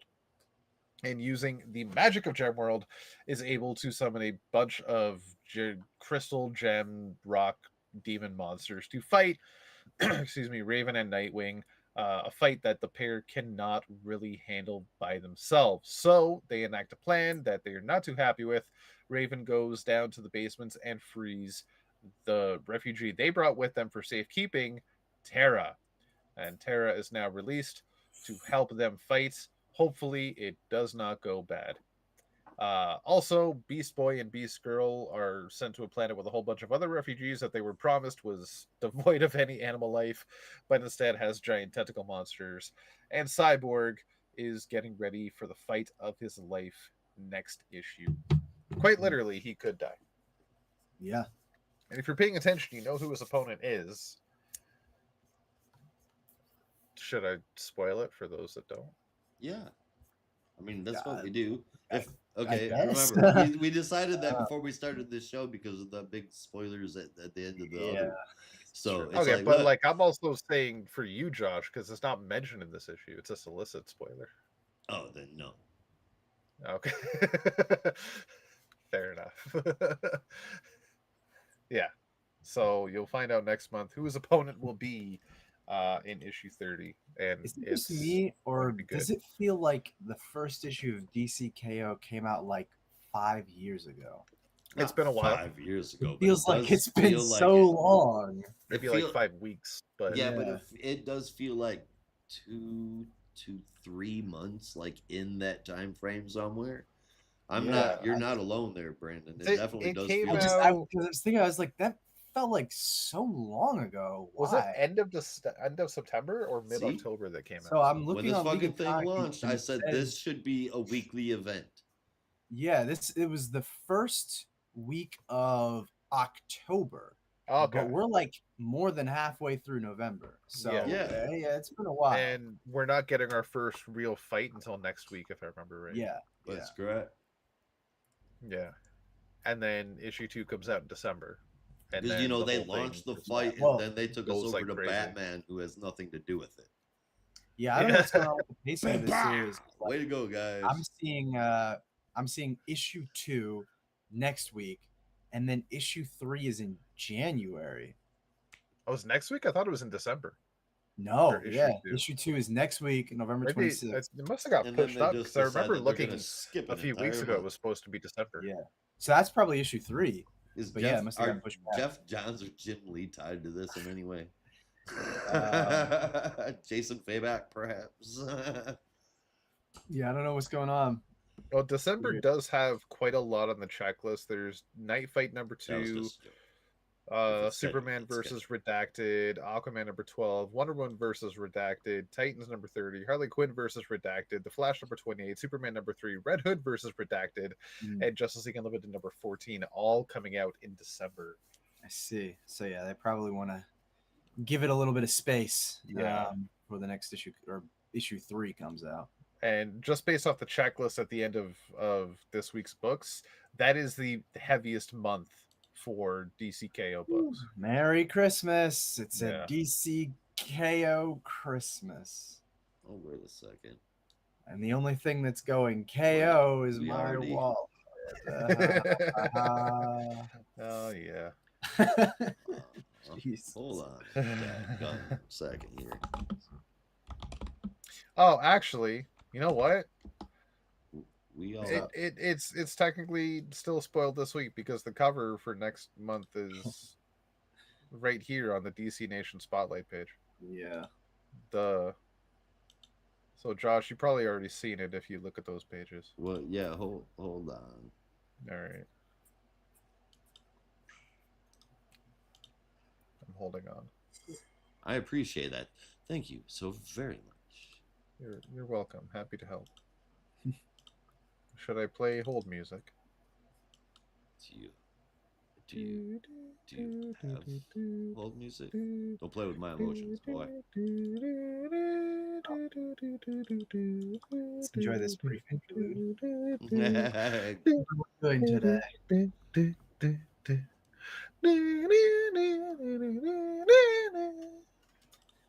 Is that gonna work or not? I don't know. Okay, a brief interlude. I ordered this a couple months ago. There we go. I thought it was the Mark 75 armor, and then it came in today, and it was the Mark 72 Mysterium armor. And I'm slightly disappointed because I really wanted the Mark 75. I'm just more shocked they have a figure for that model. That's like the end of the Jerry Duggan run, I think. Yeah, it's only on Hasbro Pulse, and it is like just came out. They It was released on pre-order. this fighting bracket at the beginning of the fucking thing, so we already know who Super Cyborg's thing she is going against. Batwoman.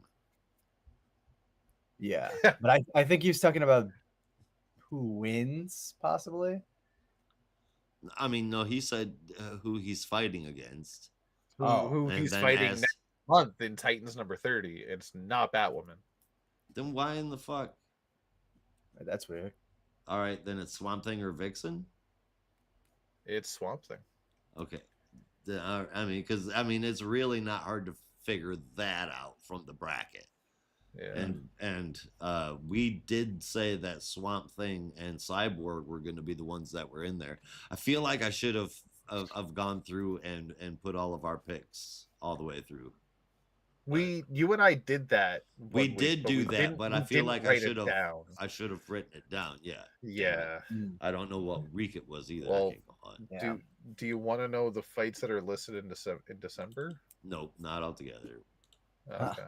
All right. It's a surprise now. We called it at the beginning, and now there's things that we know and don't know. Yeah. There's one that I think everybody could call from the second the bracket showed up, and there's one that you in particular, Josh, I think will be very excited about. Oh yeah, but you won't like the cover because it's drawn by Danny Warren Johnson. Hey, DWJ is sometimes amazing, sometimes oh my god, what the fuck. So it could be either or. It could go either or. I feel like this is going to be a cover you're like, oh my god, what the fuck. But I think it looks amazing. You never know. I think it looks great. All right. Yeah. Who's that? Who's what? Who's the person you're talking about? The person you're saying I'm gonna be excited about. You gave me like a 2-minute long telling me why I'm excited. No, the fight. No, because it's a spoiler. Oh, okay. No, I'm not gonna fucking tell you because you don't want to know. Trust me. All right. Oh. I'll say okay. It's the Wonder Woman fight. It's who she ends up fighting. Ah, okay. Yeah. You'll be excited.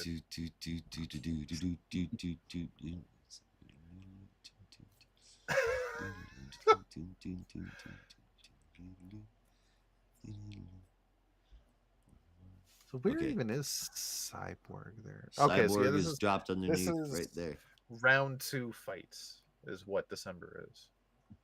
Ah, so it'll be Wonder Woman versus Swamp Thing or Cyborg. No. That's round 3. Oh. For real? Oh, round 2. Yeah. I was looking at, I was like, blank space 1, blank space 2. I'm a dumbass. All right. Either Lobo or Plastic Man. And you know what? I really, really, really can't have that spoiled. You're so good call. Thank you. Of like the fight that could ever happen in the DC universe. Like that's the one that I don't want spoiled. And that's not happening on panel, is it? That's going to happen off panel, and that makes me sad. What's happening off panel? Lobo versus Plastic Man. I mean, we don't know where the round 1 fights are happening. We know the round 2 fights are getting their own one-shots in December. So I imagine DCKO number 2 is going to be a number of the, if not all of the round 1 fights. Right, which means it's going to be like a fucking blurb. Not necessarily, because and Brandon will know what I'm talking about here. The original Dragon Ball manga and even Dragon Ball Z. Yeah, you know exactly where I'm going with this. The World Tournament arcs. The World Tournament arcs. You saw every single fight. Okay, but were they limited to 22 fucking pages an issue? 30 pages an issue tops, and you got a satisfactory fight between every single person? Yes. What are they going to do? 9 panel pages? They could. Dragon Ball didn't, but they were satisfactory. Hell, Krillin versus that stinky guy is one of my Lobo versus Plastic Man has legendary battle written all fucking over it. Joker. Yeah, it does. A guy you can't kill versus the most powerful thing, other than gods on the face of the planet. Shit, he might even be more powerful than some gods. Wait, I'm very confused as to who you're talking about. Yeah, is it crazy that it's a toss-up between which one is which? I'm like, Lobo, the guy you can't kill, and then Plastic Man, the most powerful thing in the. I mean, I love. There's plenty of people that beat the shit out of Lobo. Yeah. I said on par with. I think he could take some of them. Maybe definitely not all of them, but definitely some could. of them, all of them. But I mean, he played a pretty goddamn pivotal role in saving the entire reality, in saving existence in death metal. Yeah, which is kind of crazy. But that's the thing about Plastic Man. He's got all this power that he could do pretty much anything, become anything, and defeat anything. But he's just so wacky and zany and fun-loving, he just doesn't care to. Yeah. That kind of power needs to be had by a simple person. Yep. Right, we were talking about Titans. Indeed. Before we get on another... Holy Christ. How did that happen? I don't know, man, but good save on that fucking left turn I was about to make. All right. Where do we...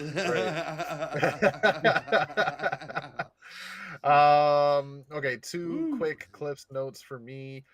General stuff is interesting. Jinx was a nice little surprise. Terra being released is not a surprise. I'm excited to see where that goes. Starfire being saved by Jessica Cruz and 3 rookies calling themselves the Green Lantern Corps to go up against the Apocalyptic army. Are you fucking nuts? Get Kilowog. They didn't know it was an Apocalyptic army. They just heard Jess calling or Starfire calling out for help. I get that, but Jessica and 3 rookies, and that's it. Why would you not? Hey, what do you mean? That at least a drill instructor. Yeah, Cruz is a bad motherfucker, but you're bringing 3 rookies that don't know their way around ring slinging with 1 core leader who really should be on OA making sure the core is doing their job. Narf, and you don't bring any drill instructor, you don't bring any honor guard lantern, you don't bring any I was gonna ask, veteran. I was like, does the honor guard distinction for core members still exist? Because if so, why the fuck wouldn't you have brought one of them? Yeah, like Kyle or Guy would have been a shoe-in. Like, I completely understand having Jess show up because of Justice League Odyssey. Jess and Starfire had their camaraderie. They had their team together. They have a backstory. They have a history. I get that. But just having those other 3 lanterns, I get they're like premier members in the Green Lantern Corps book. But right now, just have something else to make it make sense is all I'm asking. Instead of calling, instead of just like have giving one other veteran, instead of giving Kyle and Guy the role of like honor guard, like tie it up a little bit, dig into the past, make Alan Scott and the Green Lantern universe a little more tied together like they've sort of been doing lately, and call them Owen Sentinels. I think he was because like Alan Scott was a Sentinel. More like if you were gonna call in any lanterns, you would probably want the ones who are a little more experienced, like I don't know, Sentinel Izamat Cole or Vath Sarn. Vath Sarn. Kilowog. Is Ioland still alive? I never know who's alive and who's dead. Anu, I think he's still alive. Everybody's alive now. Shit, man. Like, there's a lot of people that you could call. Friggin' everybody's alive. Volcano Head, whose name I always forget. Well, no, some lanterns are still dead. Oh God, what is his name? Oh man, Tomar 2 and Tomar Ray are still dead. Oh, that's true. Yeah. That's true. Yeah. Fucking Lyra's still dead. I think Brick might be dead. So dumb. I mean, but they died in like regular story beats. Like they had purpose to their deaths. Yeah, I mean, Tomar 2 didn't, but that's a whole other story. There's other people you could have called. Yeah, I think is the point. You know. Yeah, and like, okay, I'm not gonna ignore your whole thing about a Sentinel is what you said, Josh, and I try to be nice Okay, about a lot of my healers. Sentinel Lanterns, Lantern Sentinels. Instead I of Honor Guard, just give them a title that works the word Sentinel into it. I I try not to bash people's ideas. I try to be respectful of opinions Honor Guard and voices. Here And it like comes. it's a like stupid name. just All the other accept that people Lantern have their team thoughts and names are like, super okay, awesome. I'll give it an And honest then college there's Honor try. Guard. That But sounds that like is somebody that you I give a sash to in high no. school because they get picked on. What they lead the band. I mean, I don't know. Come on. I don't have a problem with the name Sentinel. I guess my problem more is I like Alan Scott here, and I like he's the already Green tied Lantern into it. I don't know why you guys are I don't like that. this. I'm not Really, defending He's been that. tied into it. He's It's only been tied into it in re-cemented name into it. only. He's No, not, he's not really re-cemented it. Yeah, no. Even not even when they kind of tried to do that whole like bullshit with Yalan Starheart. Gore's body or whatever the fuck it was, that They- actually became the We just went through a What was whole it, thing the- where the fucking people were after the Starheart, the people from outer space, and how it related to the Again, Lanterns. I that's can't remember from, all like, the fucking 3 details. That's from 3 years ago. Is my point. But in and they were after the Starheart. They weren't after Yeah. a Green Lantern ring. exactly, yeah. So I don't know. I'm just like, let him be in his own kind of magic mystical Absolute corner, power. and let the Green Lanterns do what they do. Yeah. Not that Alan can't still be a mentor to Hal. He absolutely Yeah, should. he could always like still pal around with the Green Lantern Corps and like help out when Yeah. necessary. He still calls himself Green Lantern. Yeah. But I just don't need their mythos to necessarily be tied together. Alan will always be magic based, and the Green Lantern Corps will always be science based. And if you're a Reed Richards fan like me, ne'er the two shall mix. I agree. And honestly, they haven't really done it as much, but like I like that is kind of more reason for Alan and Hal to butt heads at times. Like Alan has that mystical connection. He doesn't understand the sort of complexities of working a Green Lantern ring. I'm sure there's a level of willpower along with it too, but he's like, I don't get you. You know, your source of power is different from mine. And in addition to the fact that you're like kind of a loafer and are directionless, another reason I don't like you. I like that just draws more differences between the two and makes their dynamic really interesting. Yeah. But I also just straight up don't like the idea of calling them Sentinels. I think Honor Guard is nicer, but that's just me. I'm just gonna. You can hate Honor Guard all you want. Were you a part of the Honor Guard in high school, Rob? Fuck is a high school Honor Guard? I was a part of Honor Roll. Not Honor Guard. Is this something to do with deep science again? What the fuck are we talking about? I don't know. That sounds like an ROTC thing. That's what Color Guard? Color Guard? It's like the Color Guard shit. Yeah. That's what it sounds like. That's what it reminds me of. Okay, let me addendum my question. What the fuck's a high school Color Guard? Color Guard is like band. You join band, but you can't play an instrument, so they have you spin around on this long stick, long streamers of color. Wow. I'm pretty sure it's a flag. You're literally the guy who's like doing the spins with the flag or just waving it in the air. Like, yeah, there's some people that are phenomenal and they like lead parades like for Macy's and shit. But I mean, and then there's people in school who, for the most part, aren't exactly what I would call parade leading material. You know, they. I mean, I've had a lot of kids. I mean, I've seen some shit, dude. I have sat through some shit, dude. Oh, Color Guard is one of those things that leave me scratching my head. But in any case, anyway, Jessica Cruz sounds weird. I don't know. I kind of agree with you. I'm not sure why. I understand her like interceding the call or whatever, like hearing that something's going on, but probably not the best person to be on the front lines of this at this point. Yeah, I just Vexaru, sure, Damn but it. having Aya and Narf and Vexaru and no other veterans just Well, something just crossed my mind that makes me have to completely agree with you too is that she's like uh Grandmaster Chief.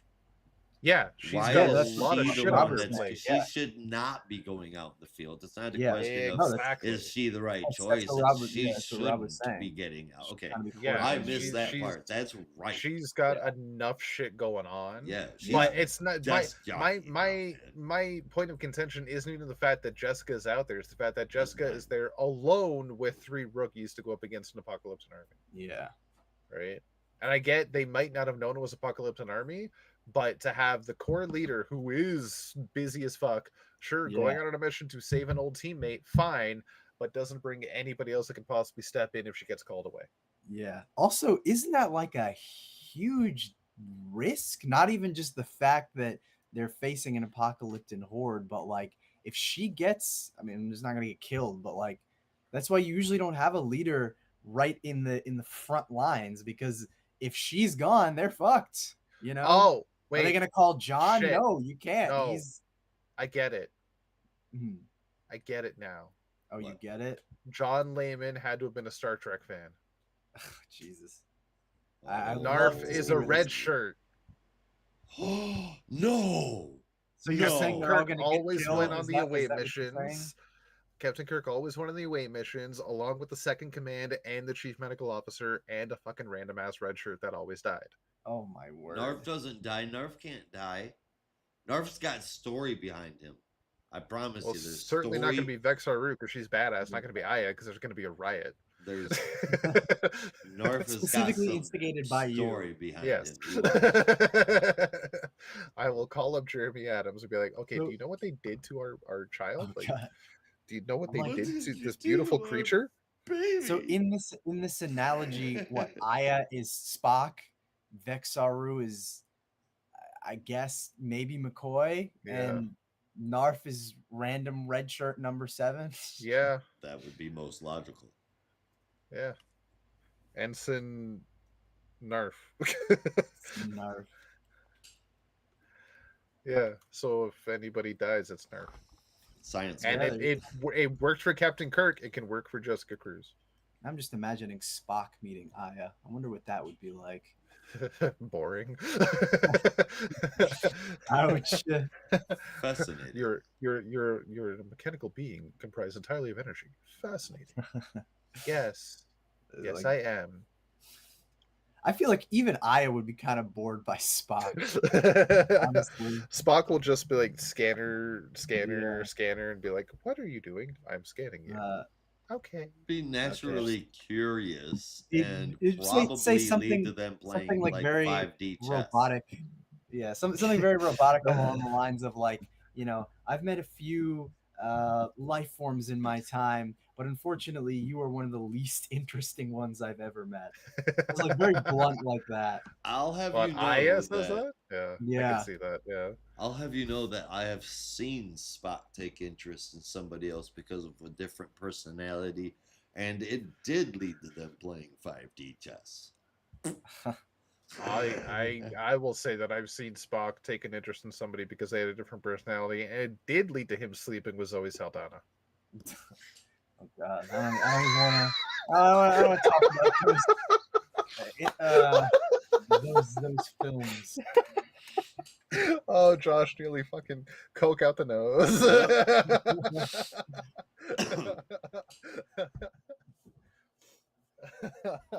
That sucked. Sorry. Hey, I enjoyed those films. Speaking of those films, Paramount announced yesterday that they are canceling the 4th one. Yeah, that's not a surprise. The third It's one been flopped. like 8 years. Funny because like Canceling that what was the fourth one one I was? actually I liked didn't the hear. Star most. Trek. Oh, Yeah. Yeah. Yes, 4th Star Trek film in the Abrams verse. It's not happening. Yeah. It's not Fuck. But happening. Why would they of take it all away time? from J.J. Abrams. They should have Yeah, I was never like, given why it to have- J.J. Abrams. I don't know, the first 2 were actually kind of fun. The third one was just The first Weird. one was Hey, this is new. What a cool new way to look at it, man. All right, I don't like that, but the rest is pretty neat. Let me go off for a second. The first one is okay when you watch it for the first time, and then you really think about it, and you're like, it's not very good. Like it has all the action and intensity of a fun sci-fi thriller. When you really think about it, especially in a Star Trek context, it's not very good. Into Darkness, I'm not even going to justify because that's just like a shittier version of Wrath of Khan.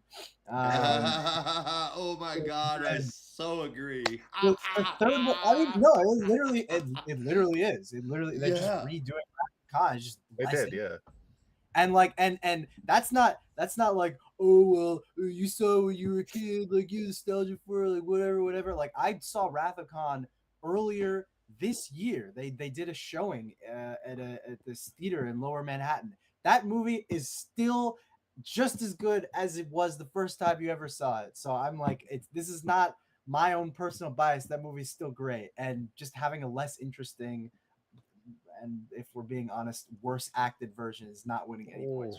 The third one, the name I cannot remember at the moment. Actually, I kind of remember liking it. Want to say it was Beyond? Yeah. Star Trek Beyond. That was a lot more I think it was Star Trek 3 Even More Pine. No, like that one was directed by Justin Lin. I think J.J. Abrams had like very little to do with that of all the films, that was the one where I felt like Chris Pine was at his most natural. He wasn't trying to do a weird, almost kind of Kirk impression. Yeah. Well, again, it was different director, but I remember when that one came out, a lot of people were like joking about because at that time I think Justin Lin's claim to fame was Fast and Furious Tokyo Drift. So a lot of people call it Star Trek Tokyo Drift or Star Trek and Furious. Yeah. And then it appears there's very little space travel in this Star Trek movie. Yeah, it was very I kind of like that. Shit. You know what I mean? Yeah, of the three movies, that was my least favorite. Out of all of the J.J. Abrams movies, what I liked the most was literally any Star Trek show that's ever been on the air in the last 20 years. Any of them. Any of them. I don't know about that. You know, any of them. Pick one. Some of these new Star Trek shows are like ass, dude. Wait, what? Have you seen Discovery? Star Trek Discovery? Yeah, I've seen Discovery. It's not the. You said last 20 years. Yeah. There's only been a few in the last like 10 years, unless you're counting Enterprise. Yeah. That was like 2005, I think. And Enterprise was awesome. I really liked that show. I fucking loved Enterprise. I thought that was awesome. Sorry, spam call. Yeah. I mean, just the fucking out of since the inception, not counting the original series because you're not allowed to critique it. Said that. Yeah, because it's the original series. You have to love it no matter what. You love it because of how bad it is, man. So you don't. They're literally like top 10 lists. Yeah, you can TOS episode. Love it because of how bad it is. But that doesn't mean you're not allowed to critique it. Like you can still say, okay, like the Tribbles were adorable and an amazing episode, but let's face it, they were just koosh balls. Yeah, right. They were well done. Like you can be a major Whovian and love the Daleks, but still comment on how the '60s they just had a fucking plunger for. Oh, totally. Yeah. I was thinking this, just like episodes that people don't really like the amount of shit I've heard people complain about Spock's brain, and yes, it's a dumb episode, is like insane. I don't even hate that episode. I just think it's kind of funny, but I don't know. I guess my point is people definitely criticize that show quite a lot. I don't know. I didn't. Discovery is the worst. Discovery is the worst of all of the Star Trek shows, hands down. And I put Discovery on the same level as J.J. Abrams. Well, I agree. Yeah. And I like Strange New Worlds. To the gallery, man. Strange New Worlds was like a perfect way to do Star Trek today. So Brave New Worlds is like Strange I don't know. New It's Strange New Worlds. I'm sorry, Brave New Worlds. Strange New Worlds is I don't know. It's like someone doing a version of, like, imagine your grandma made like a dish that you love or something, like mac and cheese or a cake or whatever, and Strange New World, because I only saw like the first episode because I was like, well, I have to check this out because it's Pike. It feels like someone doing an imitation of that special dish. Like, it tastes kind of close, but it's just not the same. And it's so maybe the more you watch it, you kind of feel you kind of realize it's not supposed to be, because this all takes place before Kirk becomes Kirk. No, I know that. I'm just like, I just think the problem with a lot of modern Trek stuff is just the writing is not up to snuff. I am really looking forward to Academy, and the fact that they had to cancel one Star Trek show for another pisses me off. Yeah, but neither here for you. Hope on that. I don't know. I forget the actor who plays Pike on Strange New Worlds, but I do remember really liking him in that first episode. He's great. If nothing else. He really is. He's a little, but he I mean, there's an episode where they turn into Vulcans, and he's really good in that. The whole cast is really good.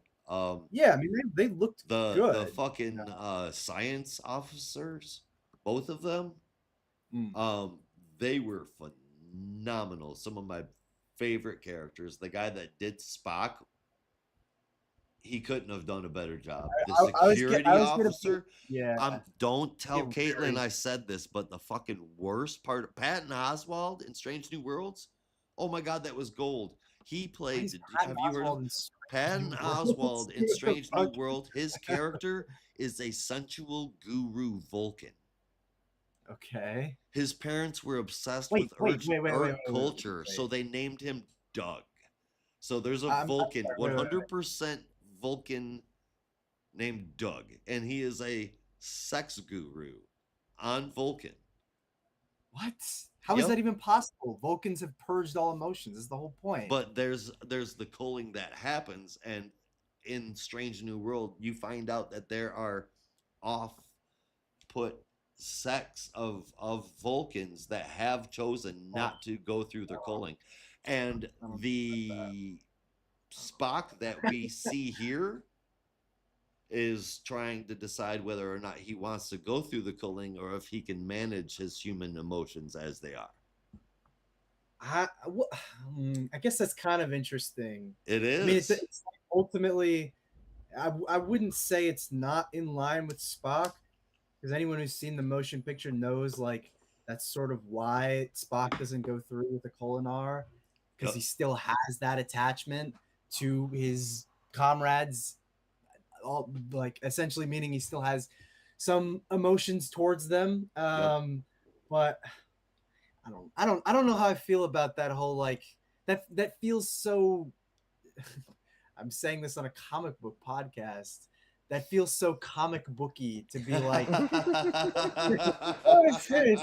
That feels so comic booky to be like everything you knew about the Vulcans is like true but also not true, because you've been told that all Vulcans purge their emotions and at one point will go through the whole ceremony where they officially purge anything and become purely dedicated to life.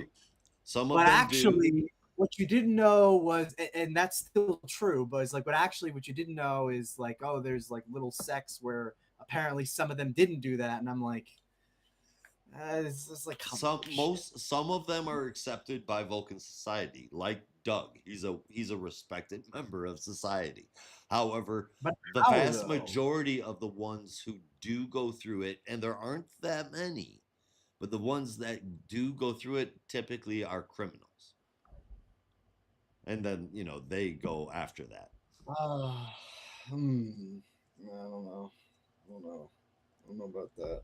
They're not criminals because they didn't go through the culling. They just so happen to be criminals. I feel validated because Rob is making a funny face. Rob is making a funny face because he's got to fart and hasn't been able to for 5 minutes. No, I was trying to like focus on something really small. All right. Well, yeah. We're taking pictures. Hey.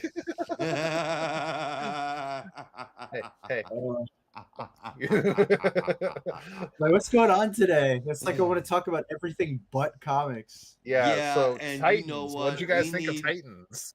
We need you to be. Oh, I man. haven't even told you what I think of Titans. Well, I'll tell you what I think of Titans. This is good. The Titans was stretched really thin in this issue, facing impossible odds, making somewhat crazy decisions, and I happen to think that's where the Titans thrive. Absolute chaos. And I'd say that they tend to do it better than the Justice League, who just kind of wait till Batman's got a plan. I'm really enjoying this, and I think I know why. I enjoyed the last few arcs more than some of my co-hosts here.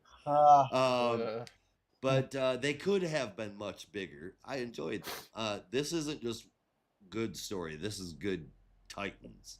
And I can't wait for more. And Pete Woods, man, what an amazing look. What amazing art.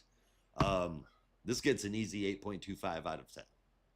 Well, he's definitely the saving grace of this series. Damn it, I was going to try and find something. Anyway, I don't really have much to say about Titans. Titans is much like Darkseid.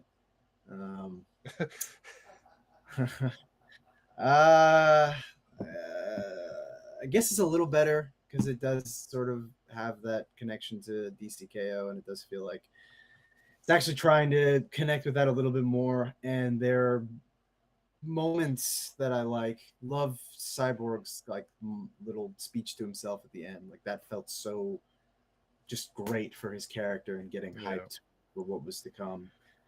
But I don't know. It's like a book that just kind of comes and goes for me. Like I wish I could like it more, but I don't really. And I hate saying that about a Titans book because I feel about as strongly about the Titans as I do Star Trek. So it's a bit painful to see it in this state. I did not realize you were such a Star Trek fan, Brandon. It's like come up before. I've just never really gone into it because we haven't had a you should talk about this shit with me and Jeremy and Caitlin. We want to do podcasts for that too. I know. I gotta get more active on the other channels. It's just like sometimes I'll check in periodically if you like flag my name, but I didn't realize that you guys would talk about it sometimes there, and I was like, I'm totally chime in, you know. We talk about all kinds of shit there. Jeremy and Caitlin are major Trekkies. Yeah, well, sure. I knew Jeremy was because I feel like we talked about it before, but I didn't know that about Caitlin. Yep, Caitlin is too, and then Star Wars for all three of those two and Isaiah. Yeah, Kirk knows some Star Trek. I think Rob knows some Star Trek. I know. I think we're all pretty Star Trek. Well, clearly you're talking about the Batleth. Yeah. I'm excited to see the Batleth. It's yet to show up though. Well, I've been clinging on to that idea for years now. Ooh. Yeah. Burning.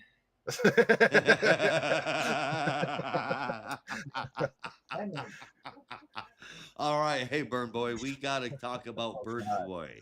You want to talk about Nightwing for us? Right. I absolutely can. 1, 3, 2, go. Oops, I did that backwards. I'm slightly pissed because we were talking about Star Trek, and I just got this old issue of Star Trek, and I wanted to find it, but I don't know where the fuck it is. So you don't know where the fuck it is. Okay, Nightwing number 132. Let's get back on track. Is written by Dan Waters with art by Dexter Soy, colors by Veronica Gandini, and letters by Wes Abbott. This one's actually kind of long. I apologize. As the disappearance it's a big one though. Well, it went by fast, but I guess there was more to say about it than I realized. So, as the disappearance of Bloodhaven's children continues, Nightwing goes to confront Olivia Pierce and finds her dressed in the spheric armor that was previously designed for Nightwing. I forget what issue that was. The two begin fighting as Nightwing. What the fuck?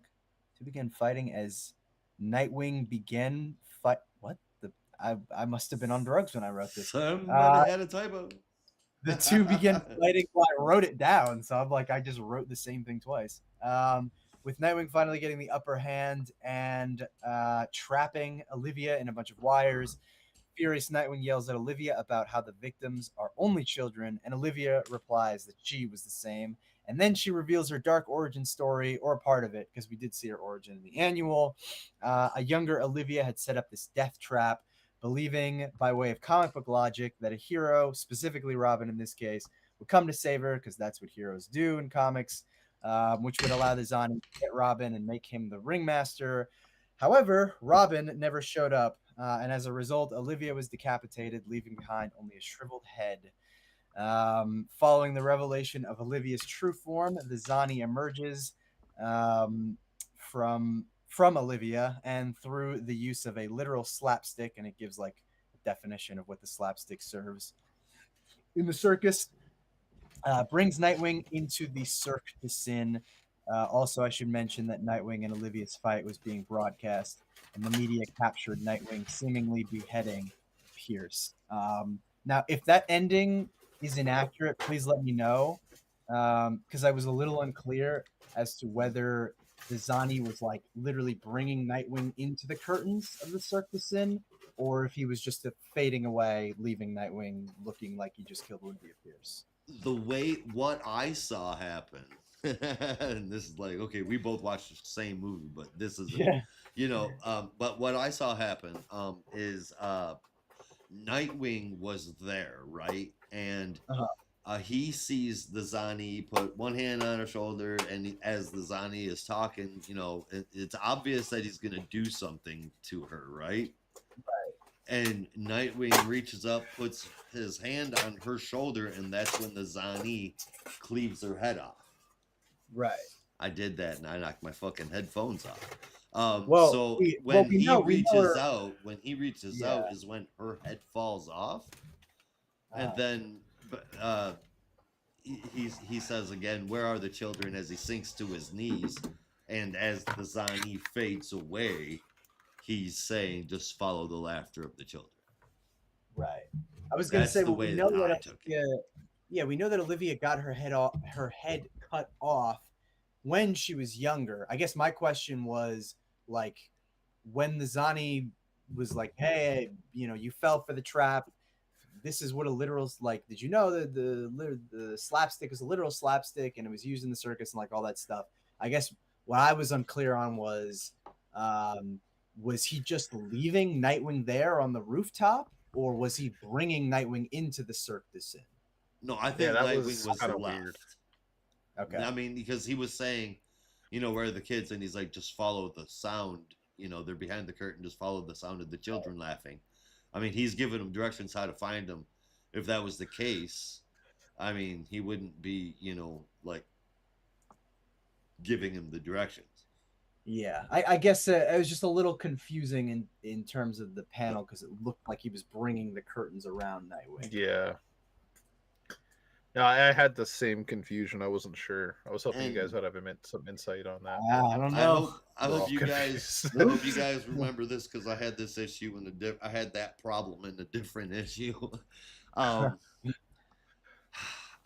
don't know. Did you finish giving? Did you give your score, Brandon? I did not, but no, I freaking love this issue. God, the fight between Nightwing and Pierce is so good. It was some really killing moments, but like genuinely, because I feel like we've been teased this mystery of, what is Olivia Pierce hiding behind her face? Maggie Sawyer has seen it. That comic book writer has seen it in the annual. Like, it's been a mystery for so long. So when we finally got to that moment, and they really like kind of dragged it out, which I love.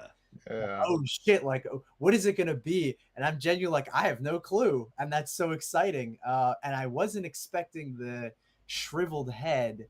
I honestly was expecting it to be like a little more demonic, but it was still pretty horrifying. Yeah, especially when in the eye socket you see the Zani's face. Yeah, and that just made it even more terrifying. Yep, absolutely. So reanimated corpse possessed by the Zani with the head held onto the body by the Zani. when they had that flashback of Pierce as a child with the blade hanging above her head, I'm thinking, oh no, that's not like her face was literally cut off. Yeah. At the earlobes, right? Yeah. And yeah, that was fucking it. Like, oh my Yeah. god. I was like, I really hope that's not the case. And then I get to that page, like, holy shit, they did that? Yeah. Holy It's really crap. fucked up. Yeah. But yeah, I Indeed. like we've seen such an evolution of this run, where I felt like it was kind of picking up where Tom Taylor had left off, and still trying to deal with some of that stuff, but it's really come into its own. It's just like this horrific mystery, and I'm like, oh man, it's such a thrill to read in a very sick kind of way. So 8.75 out of 10 for me. This was phenomenal. Also an 8.75 for me. I wasn't here for a lot of the discussion, but it's just been a fantastic ride, and this was, I think Brandon had mentioned, it's a very, very good culmination of a lot of what's been going on recently. Yes. It really is. I don't care what anyone says here, or if anybody noticed, man, the layer of Nightwing going on here. I'm going to start calling this book Nightwing Tiramisu, if you will. There's regular Nightwing, there's Nightwing Prime, and now anti-Nightwing, or Flamebird, as she wanted to be called, who, I mean, complete with the red Nightwing costume that everybody hates, right? The Nightwing symbol completely flipped upside down, right? You say everybody. Well, I don't know. Just about everybody hates. Yeah. I think opinions have changed over the course. I didn't have a problem with it, but I was pretty open-minded throughout all of that. But I mean, I thought that shit was cool. Her wanting to call herself Flamebird, that's a part of the tiramisu that I thought was kind of neat. Halfway. I love it. The rest, holy hell, I thought it was intense, man. I mean, I knew it was gonna be, but this is a bit more than I was expecting. And like, bang, off to the roll we go. Hook, line, and sinker like an addict, man. I need the next issue now. This is one of those. This is one of those times where I'm right there with you. It's like, dude, if I could read next month's issue like today, I would be freaking over the moon. Yeah, I'd be like, I was so keyed in. I was so keyed in on this issue. Be walking on sunshine for a week if I could do that. I thought the art was fantastic. Darkness, but yeah. The art didn't confuse me at the end, just because of I guess what I was picking up as far as the context clues go. But I loved it. The only problem that I really have with this book, and it's a big one for me, how would Pierce have known about the Flamebird thing? Yeah, I was thinking that too. I just let it go. The rest of it is awesome, but it does get deduction for Flamebird. Pierce I would say there's two possible things. The first is I mean, there is a Flamebird, not the Kryptonian Flamebird, but Bet Kane Flamebird, who is a superhero of minor renown, but for someone who is a comic book geek like Olivia Pierce is supposed to be, it's probable that she might know about that. And then, of course, there's the actual Flamebird, not the old one from Kandor, or actually it might have been the old one from Kandor, but do you remember during that New Krypton era? When all of the Kandorians were now suddenly right, but she specifically said that's the thing, isn't it? Red Flamebird and Nightwing, isn't that a thing? So I'm saying it could be both of those things, or it could be any one of those things. Like Nightwing has worked with Bet Kane Flamebird before, but also there was the literal Nightwing and Flamebird from the New Krypton era. Again, which may or may not have happened, but that would be my guess. Like it's, I don't want to say it's common knowledge, but if you're like obsessed with superheroes, you probably know. I guess. And also, the Zani is like some nigh omnipotent being that he could probably have just told her. Yeah, this is what we're gonna do, and you're gonna call yourself this, and it's gonna fuck with him. Okay. Yeah. Because I love it so much, and you guys have been so convincing. I'm gonna reduce the deduction by half. It gets 8.75 out of 10. All right, 8.75s across the board. Fair enough. And I found my Star Yeah. Trek. I was very happy. Excellent. All right, we have gotten some pretty good books in, I think, so far, for the most part. So far. There's Nightwing's cover, and there's Anti-Nightwing, which I think is... Nightwing. I think that's a badass... I think that is a badass costume to be adapted for somebody to be Nightwing's partner. Like... Yeah, I'm going to be honest with you, yeah. Could Babs be Flamebird? No. Instead of Batgirl, could somebody be Flamebird? Because I mean, there is a Tim Drake. Yeah. Tim Drake. What about Beck Kane?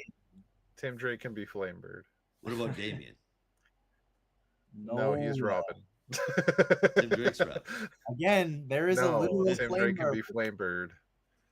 Tim Drake doesn't want to be Flamebird.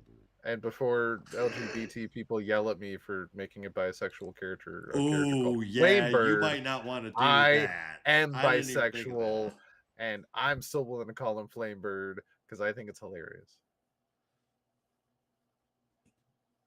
You're gonna have way too many internet jokes going on. Flamebird, hey, you don't want that. No, right. But like, I didn't even think of that. Though. Think about this. And this is another joke that might be a little done and tired. But like, Alan Scott came out as gay, and his weakness is wood. Come on now, Jesus. That's not like a plan for that. It's just the unfortunate. Josh, you did not think about that at all in the past 3 years? Oh my god! It took me 2 months. After he came out. No, not one fucking time has that crossed my goddamn mind. Oh my god.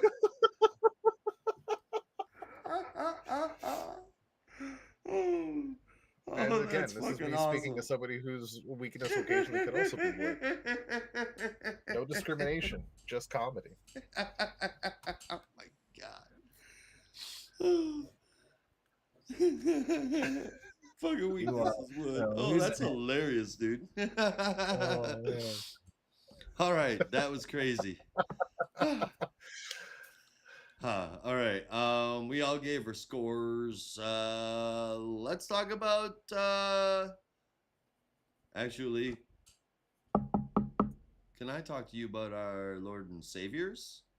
It's the New Gods number 12, written by Ram V with art on pages 5 through 22, driven by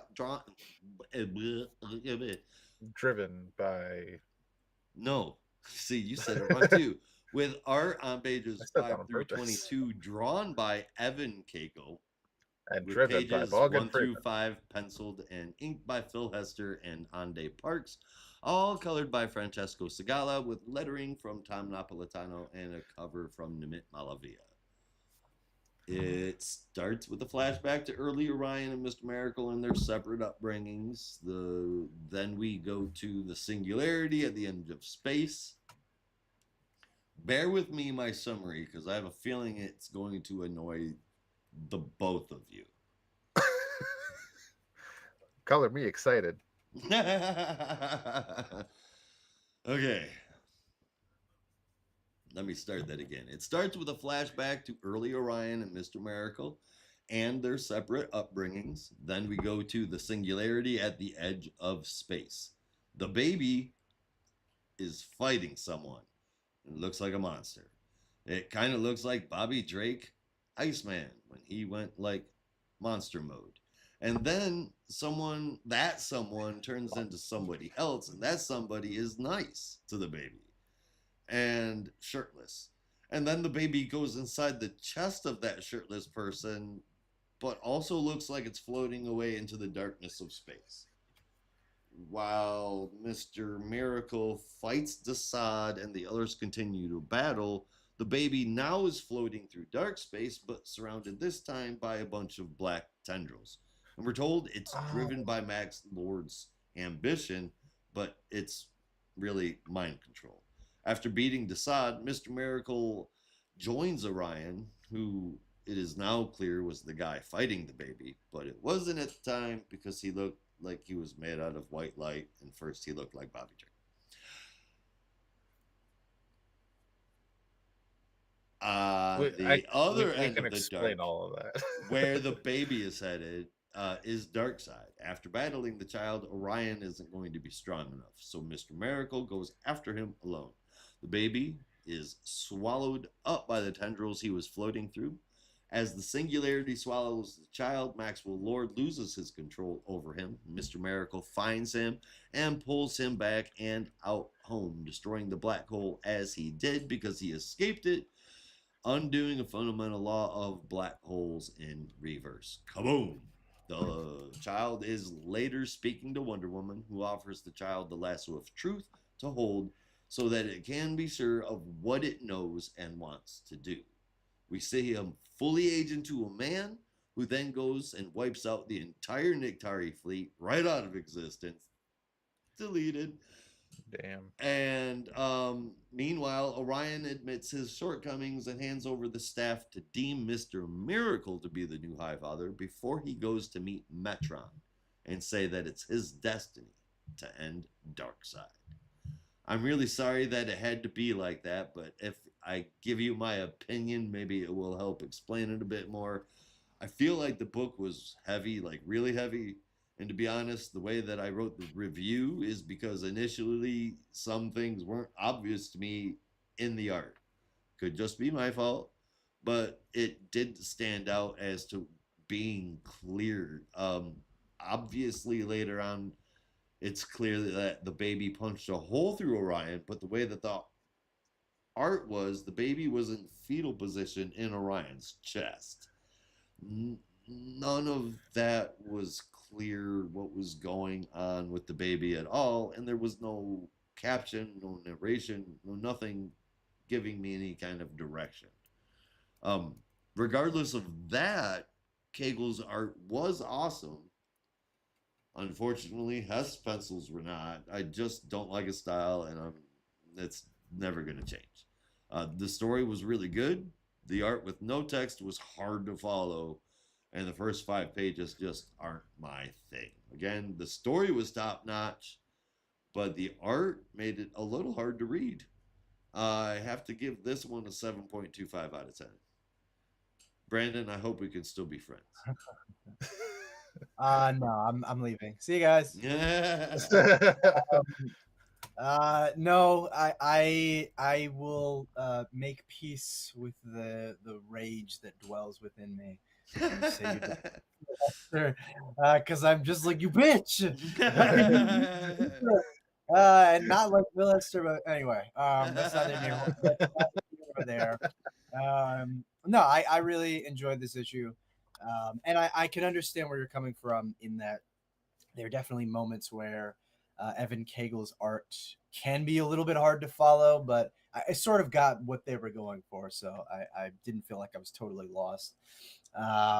Drifting through space was enough for me to follow what the story was, but it wasn't until later in the story that I knew what it was that I saw earlier. Right. Yeah. So yeah, I get where you're coming from. That can be a little hard to follow. But no, I loved the conclusion that they brought to both Orion, but especially to Scott. And it feels like kind of a full circle moment for, like, I can't remember what issue it was, but basically when the New Gods had come to Earth and Scott gave that speech during their whole dinner, I was like, oh, they're clearly setting him up to be the next High Father. And then they go with Orion. You're like, what the fuck? Why? Is it just because he's the strongest? But this is them kind of walking that back and saying, no, Scott, you really were the best choice. Only, is Scott going to take it? Is he going to take on that burden? Which I'm like, oh, why is this book going on a break when you have such an excellent cliffhanger like that? You're killing me, DC. You're killing me inside. So you said what? It's a really good ending. You're killing me. They're killing me inside. Before that, the cause of the killing? What? Oh, it said DC's killing me because it's such a great cliffhanger. It's going on a break, Josh. It's going on a break. That's why it says the New Gods will return.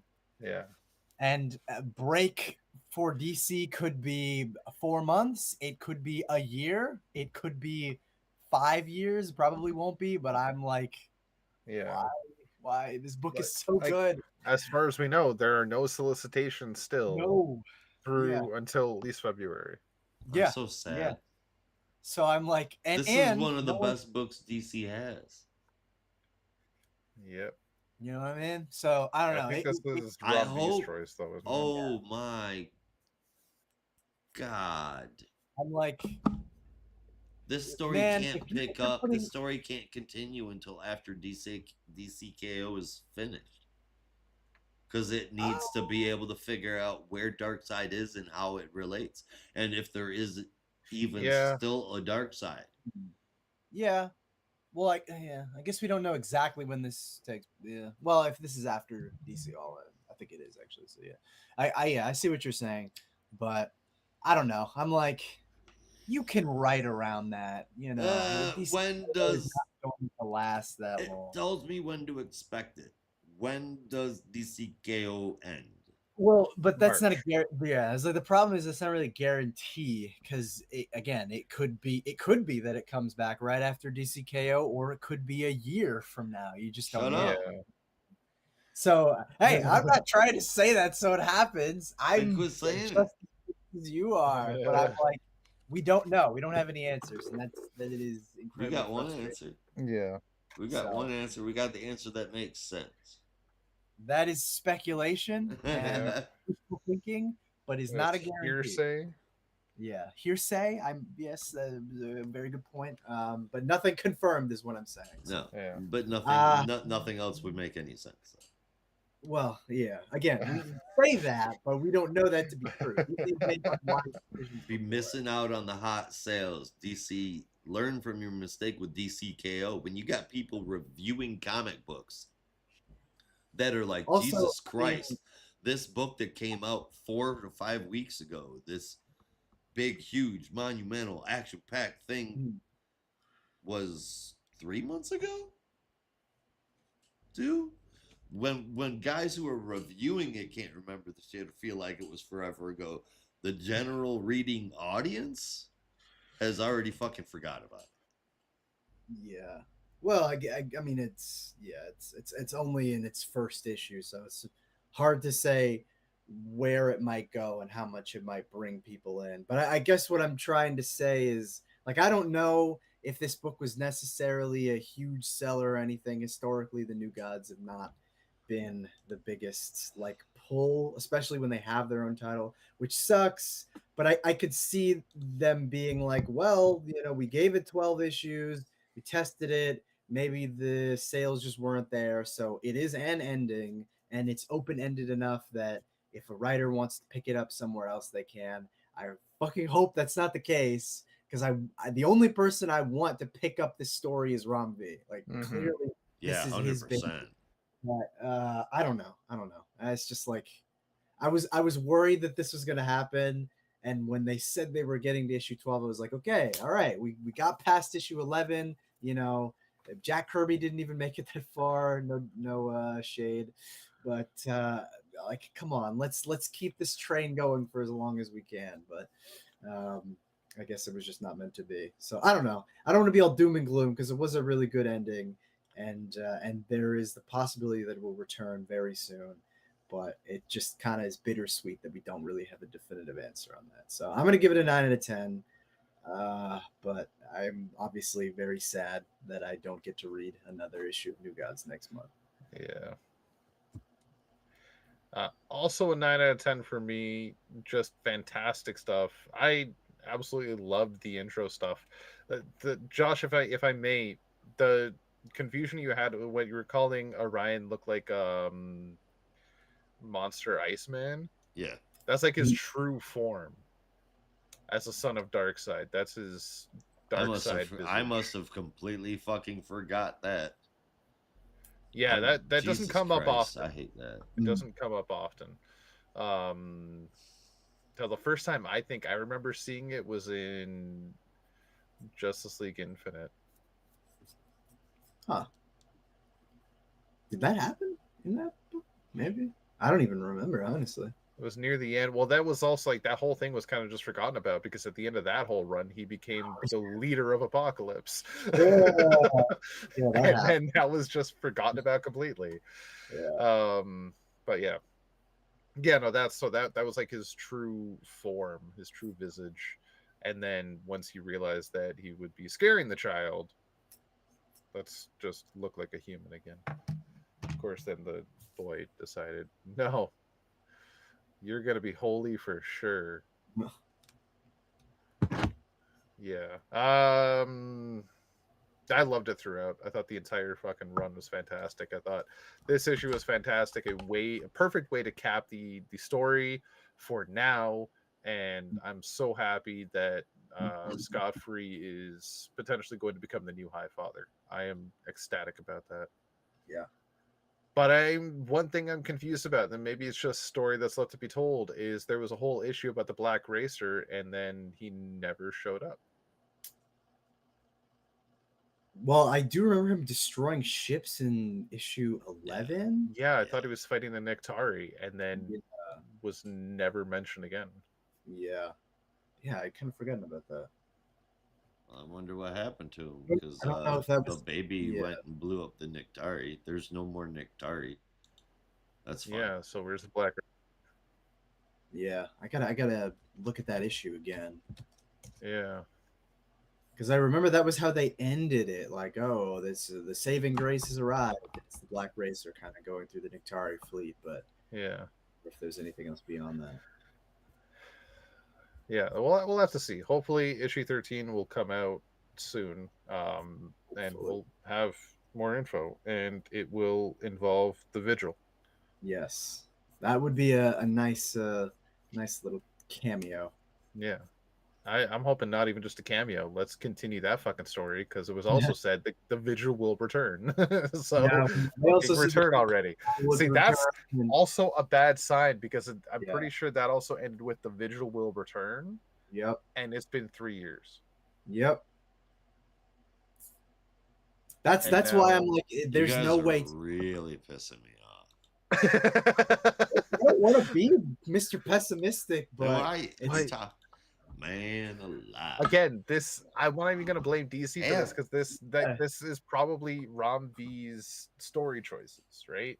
It's him taking his time because he hasn't brought the Vigil back for a reason. They have to take a pause in order for New Gods for DCKO to catch up to New Gods, and then New Gods can carry on, and that's the only acceptable thing. I want to believe that, yeah, but we don't know. He could also be refilling his creative juices. Would you like to know what it is I'm doing? I'm looking for something to throw at you. What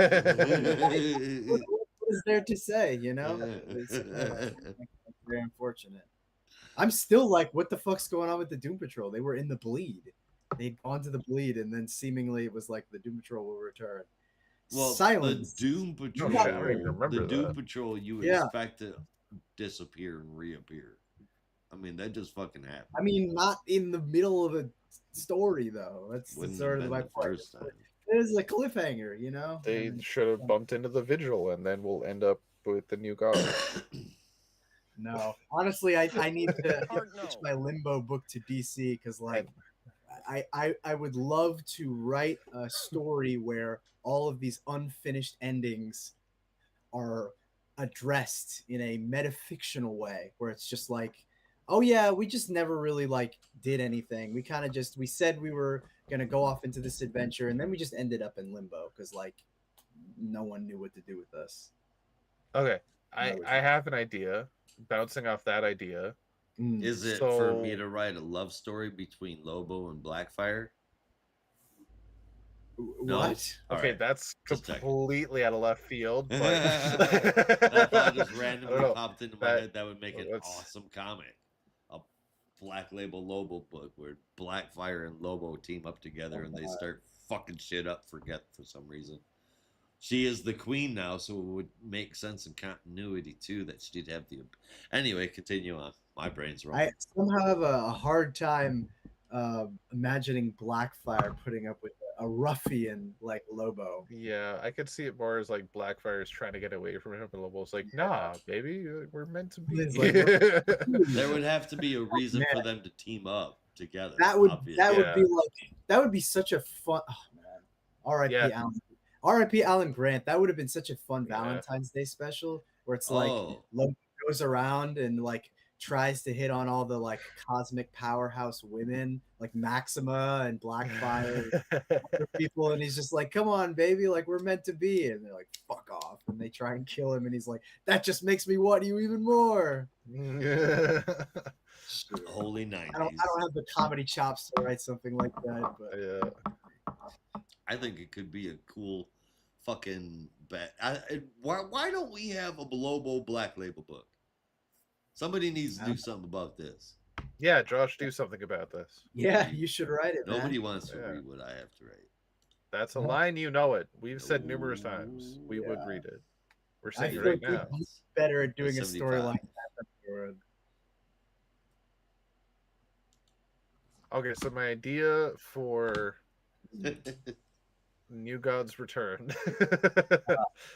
So, New God's Return, the Vigil shows up, Doom Patrol's there, all written by Rom V, and then you take Mr. Miracle, Big Barda, I don't remember any of their names, but like one of the members of the Vigil, you got Robot Man, and then you throw in Sideways and Monkey Prince, and then it's Justice League Weird.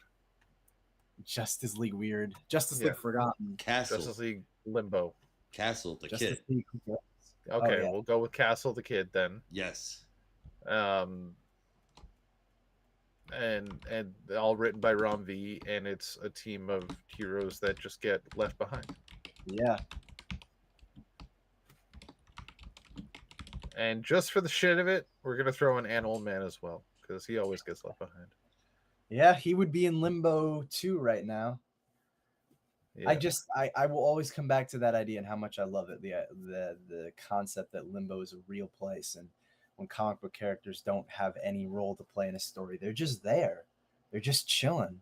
Like, we don't have anywhere else to be. We're just hanging out in limbo until someone decides to use us again. I love that idea.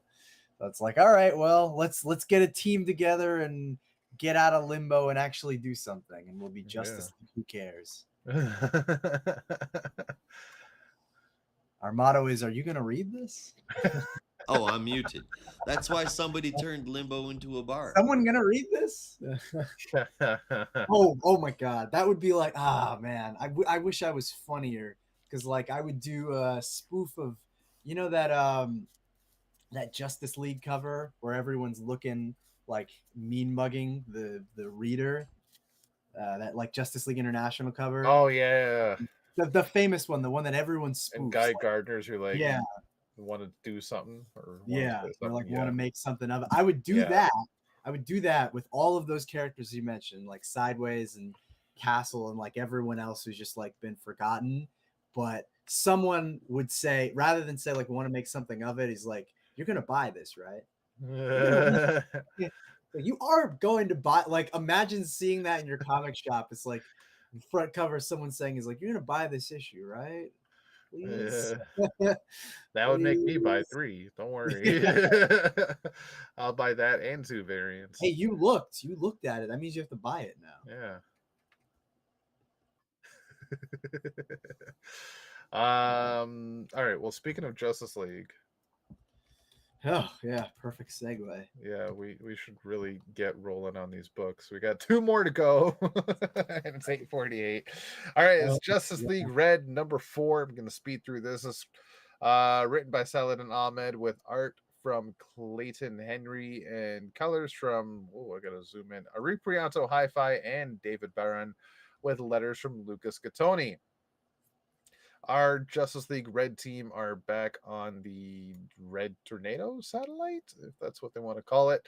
And finally just getting down to brass tacks with Reddy about what the fuck is going on. And he reveals that his body is in pieces, quite literally. He's used parts of his body for the ship and various other functions to help predict the future of what's going to happen, and this chain of events is all leading to Black Adam, who uses a ritual to force himself into the DCKO tournament and fight Darkseid and win, and that brings about the end of the world. He shows his findings to Cyborg and Power Girl, and they corroborate his story. They look over his findings and say that this is actually 100% correct. Okay, we're on your side, but you're going about this the wrong way. So, ready, just shut the fuck up.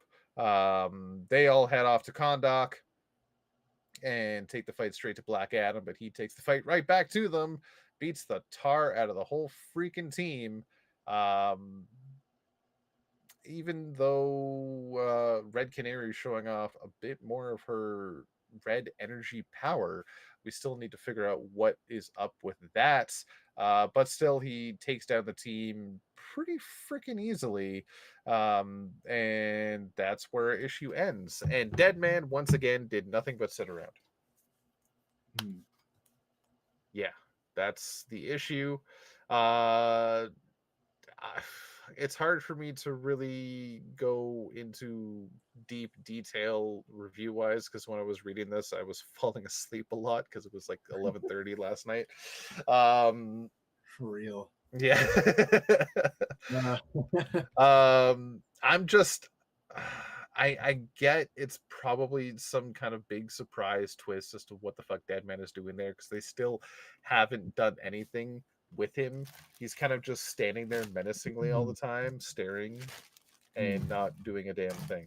I get he's a ghost, but they haven't explained, one, how he can be seen, two, why he hasn't said anything, three, what he's doing there, and four, why he's still there. He's not even on the away missions helping the team fight Black Adam. He's literally just chilling on the watchtower. It's just really freaking weird and feels shoehorned in and forced. They made a big reveal in like issue 2 or 3. It's like, oh yeah, Deadman's here, and then he promptly did nothing at all this whole fucking time. Just feels like twists for the sake of twists. I want to like this book, and part of me still does, but it just feels like they're hyping up nothing at this point. Yeah, you have to wonder if the payoff is going to be even remotely satisfying. Yeah. Like it's a very solid premise, and I like the team composition, and I like what they're doing with Red Tornado, but I just feels like this book is kind of directionless, and they're just like throwing shit at the wall, being like, yeah, no, this is happening. Like, it's fun, right? It's exciting. Like, okay, but what are we doing here? Well, I don't know. For now, it's going to get a 7.75 out of 10. If Deadman does something next issue and it actually makes sense, it might bump the score up a bit, but that's next month. So we'll have to see. Yeah, no, it's a 7.5 for me. Like, very similar score. I would say the best parts of the book for me really are just some of the action sequence. I'm not really sure to describe it, but just it's very clean, and Clayton Henry, I think, is doing a good job with it. That's later when they're actually in when they're fighting Black Adam, right? Yeah. Like that whole fight sequence was really well done. Yeah. But yeah, I do kind of agree with you that, like, I'm starting to wonder if the mystery is really going to be all that the payoff for the mystery is going to be all that satisfying. Yeah, I don't know. We'll see. Yeah. I guess I don't have much else to say. It also just doesn't really feel like there's much to say about the characters. I still kind of like the idea that I posed where not Red Tornado, Deadman is like always had the capacity to talk. He's just kind of fucking with them. And it's just like being the silent type to try and be more intimidating than he is. But I don't think they're gonna do that. I don't think that's what they're leaning towards. And I feel like whatever reason they give for him being all silent and mysterious is just not gonna be that satisfying. So I don't know. We'll see. Yeah. Hey, Josh. I still like it. I think it's time they turned up the heat. That's what's happening here. They have some questions answered for us, and we've gotten to the meat of things, and I like it. The sacrifice that Red Tornado made to save the world, he may never get a body like he had again, and that's sad. Poor Red Tornado. Black Adam is going to be one hell of a problem. What the hell is up with Deadman? He's usually laid back. He didn't go to contact. He hasn't said anything, let alone making any wisecracking jokes or being thoughtful. I'm in. It's good stuff, art and story, but Deadman's character is definitely off, and I hope that there's a damn good reason for it. I also would say that this might go up a little bit more if they put more effort into selling me on Red Canary's connection to the Red, because maybe my memory is failing me again, but I don't remember Buddy Baker making explosions with his mind. Well, the thing about Red Canary's new connection to potentially the Red is they haven't even explicitly stated 100% that it's the Red. They say, yeah, it's the Red, but I mean, doesn't mean it's pretty much saying it's Red. But that doesn't necessarily mean it's the Red from Animal Man. It could be some next thing, right? That's just what they're telling us. It could be a red herring. It could be something else entirely. Yeah, or I thought it was because of the whole like red signal. Wasn't that the point? They activate this red signal to call together this iteration of Justice League. Hence, they're Justice League Red. I mean, they had a red light on a fucking card go off. I mean, that's why I was calling it Justice I don't know. Bieber. Remember? Well, still, I'm just like, if you're gonna go with that, motif, I feel like that makes more sense than having a Red connection, because quite frankly, none of them would really have any kind of connection to the Red. Yeah. Well, right, and but why call no it matter the Red? Either way, they haven't. What in the hell is she's so? If she doesn't have a connection to the Red, she's got a connection to Red, and Red makes bombs. A Red. Red. It could even be blood magic. Yeah. Red Lantern. It doesn't look like blood magic. This is ridiculous. I'm unsatisfied, and I'm dropping the score down to 0.25 points now. 7.75 out of 10. Welcome, brother. You guys are pissing me off. Quit it. Keep talking shit. Go home. All right. I am home. Maybe this will. I tell my kids that all the time. Tell Holly that too. Go home. It's one of my favorite things when they get aggravating. Just tell them go home, and then they get to yell at me. Next up, something just as crazy as what I just said. Batman Deadpool #1. Brandon, would you tell us about it, please? I could. Sorry, I was distracted. I was looking at Justice League International. Batman Deadpool #1. Now he's trying to get Rob on a tangent. JLI, the main event, the thing that we've been here for seemingly the whole night, except now I'm exhausted, and I hope I just don't lose my mind while I'm doing this. But Batman Deadpool #1 has a main story and several backup stories, so I'm just going to go through all of them. I'll give the credits, and then we can, just give our whole thoughts at the end, and we can give a whole score if we want, or we can score them individually, whatever you guys want to do. But I'm just going to kind of plow through it. The main story. What are we doing? We should probably determine before you start. I don't know why I switched to the Swedish chef. Yeah, it's like before you start.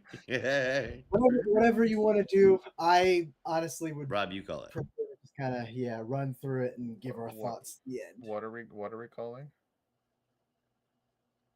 What? How to handle the multi-story. You want to talk about each one at the end? I mean, really, towards the end, there's not much to say about the last two, for sure. Yeah, I would say really not much to say about. Yeah, we're not summarize score and then go on to the next story. Right. Yeah, I would do that. Summarize the main story, and then we can just run through the backups all at once. Okay. We'll summarize the main story, do a review of the main story, and then the backups are like boom, boom, boom. They're all super fucking quick. Yeah. Okay, let's do that. So the main story is the Cosmic Kiss Caper, written by Grant Morrison, which again we don't always get to say that, so it's very nice to be able to review like that, with art by Dan Mora, colors by Alejandro Sanchez, and letters by Todd Klein, which seemingly would mean nothing to a lot of people, but I saw that and I was like, whoa, that's kind of cool. Like Todd Klein is, for those who are unfamiliar, is pretty respected letterer in the 80s, but actually like writer too. Like he wrote Omega Men. I don't know if you guys knew that, but I was like, whoa. I thought he was retired or something. Anyway, so our main story is quite simple, really. I apologize if this is too short because I kind of wanted to omit a lot of the spoilers, but I guess we're just going to get into that. Basically, Batman and Deadpool team up to stop Cassandra Nova from getting her hands on the Cosmic Keyboard, an all-powerful tool that can reshape reality in this metafictional comedy filled with meta jokes, surprise cameos, and the tease of more. That's literally all I have. So when I said it was short, I meant it. Like that's the whole story, basically.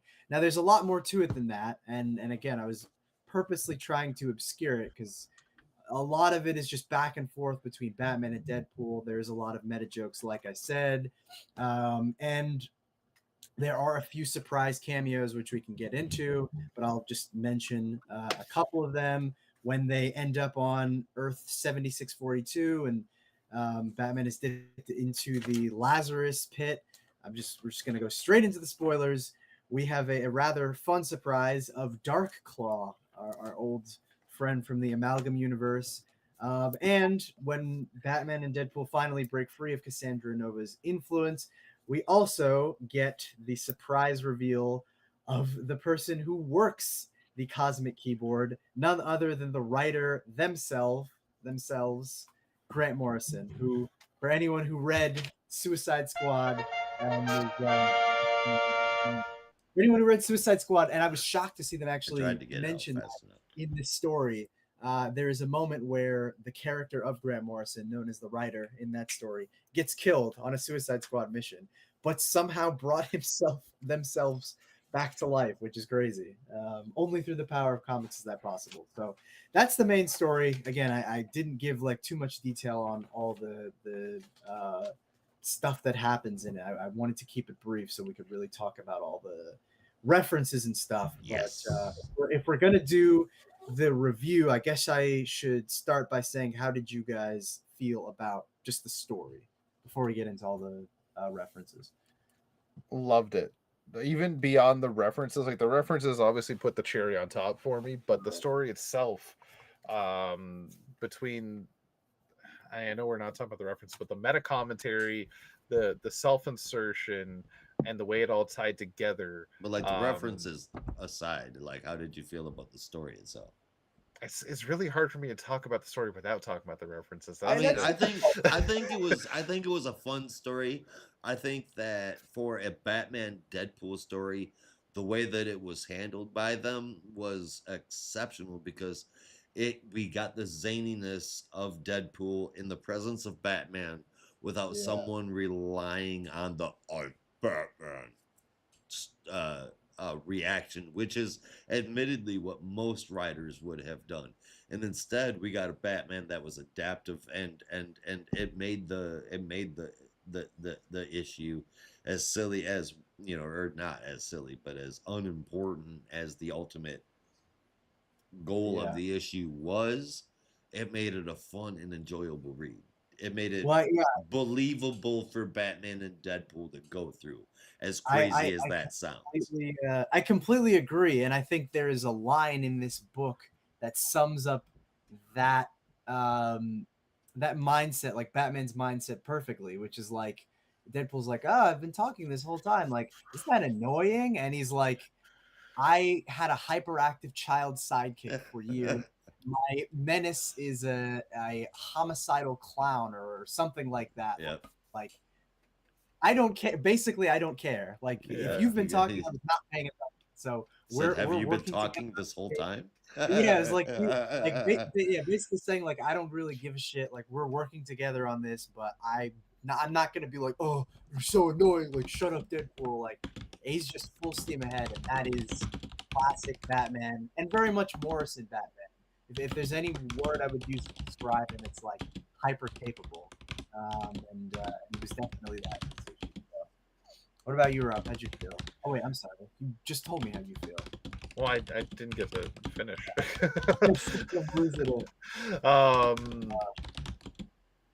Yeah, with for me the big part of the story was when Grant Morrison showed up. Josh, your keyboard is so fucking loud. Oh my god, I thought I was muted.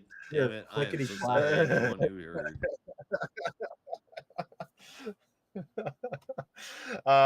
For me, like, so what you guys were saying about the characterizations with Batman and Deadpool together, 100% agree. But for me, the meat and tatties of the story, as a reference for the Scottish fans out there, was when Grant Morrison showed up.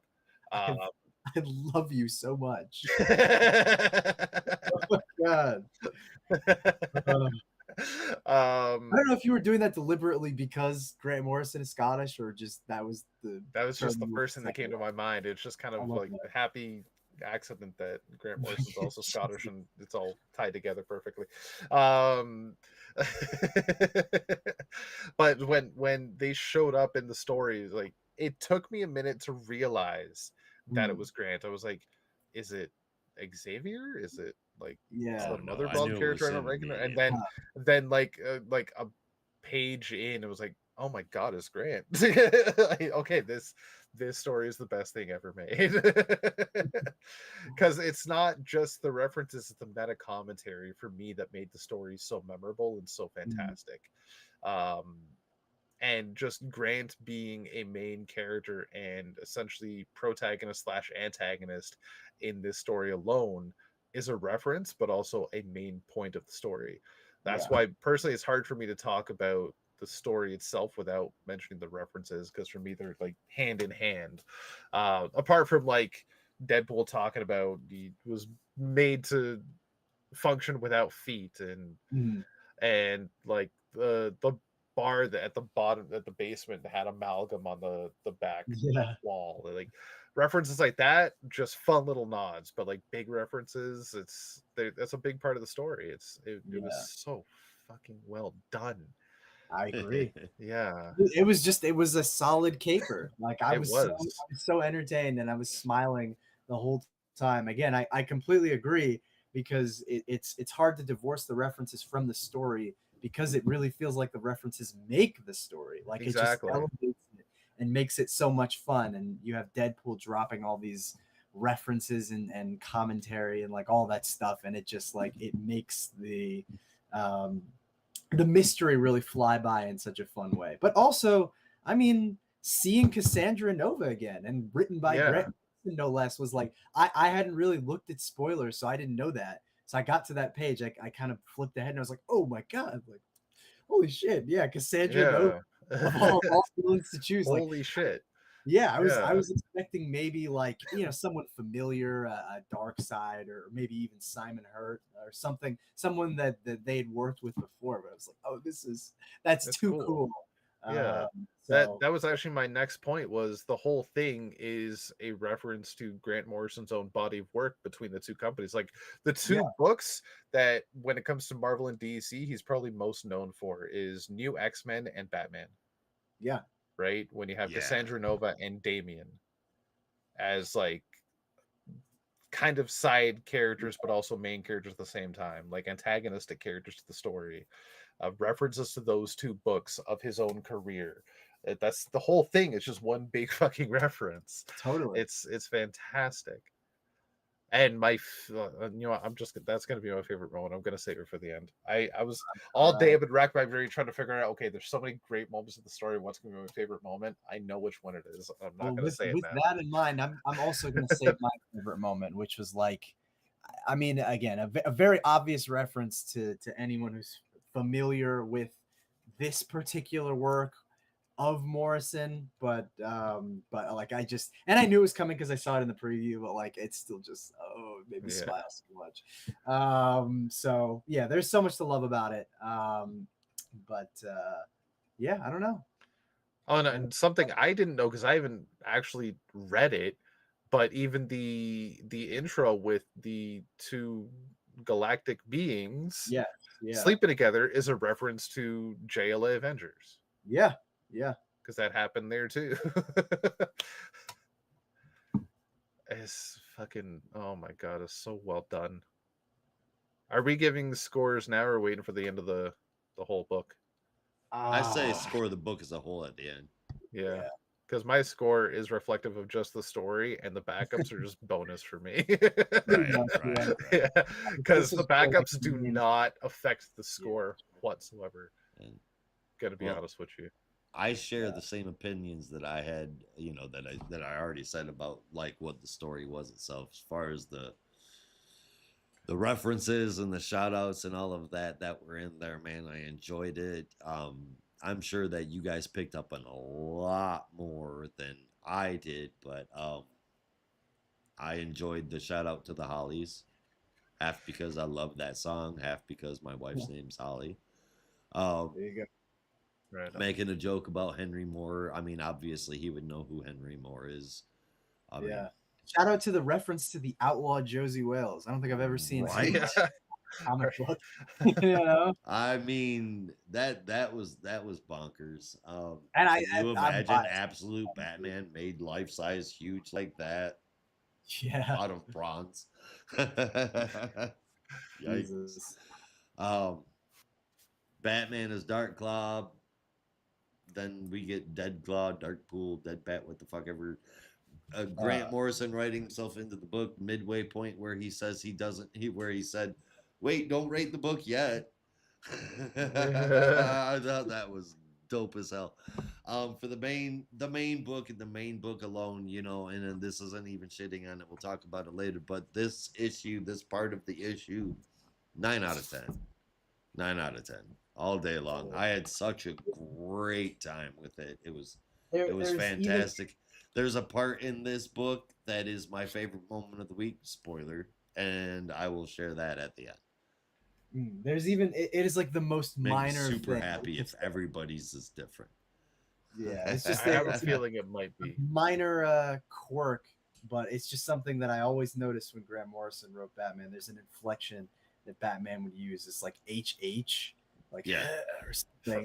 And it's like I saw that like no, HH is like not like I love seeing that. That's the not like even a grunt or anything, but it's like that's it. Just like it did it in JLA, did it in Batman, it did it here, and I was like, it's such a minor thing. I love seeing it so much. Yeah. Oh man. Well, one more thing I want to shout out. It's not my favorite moment. It's maybe my runner-up favorite moment, or at least in my top 5.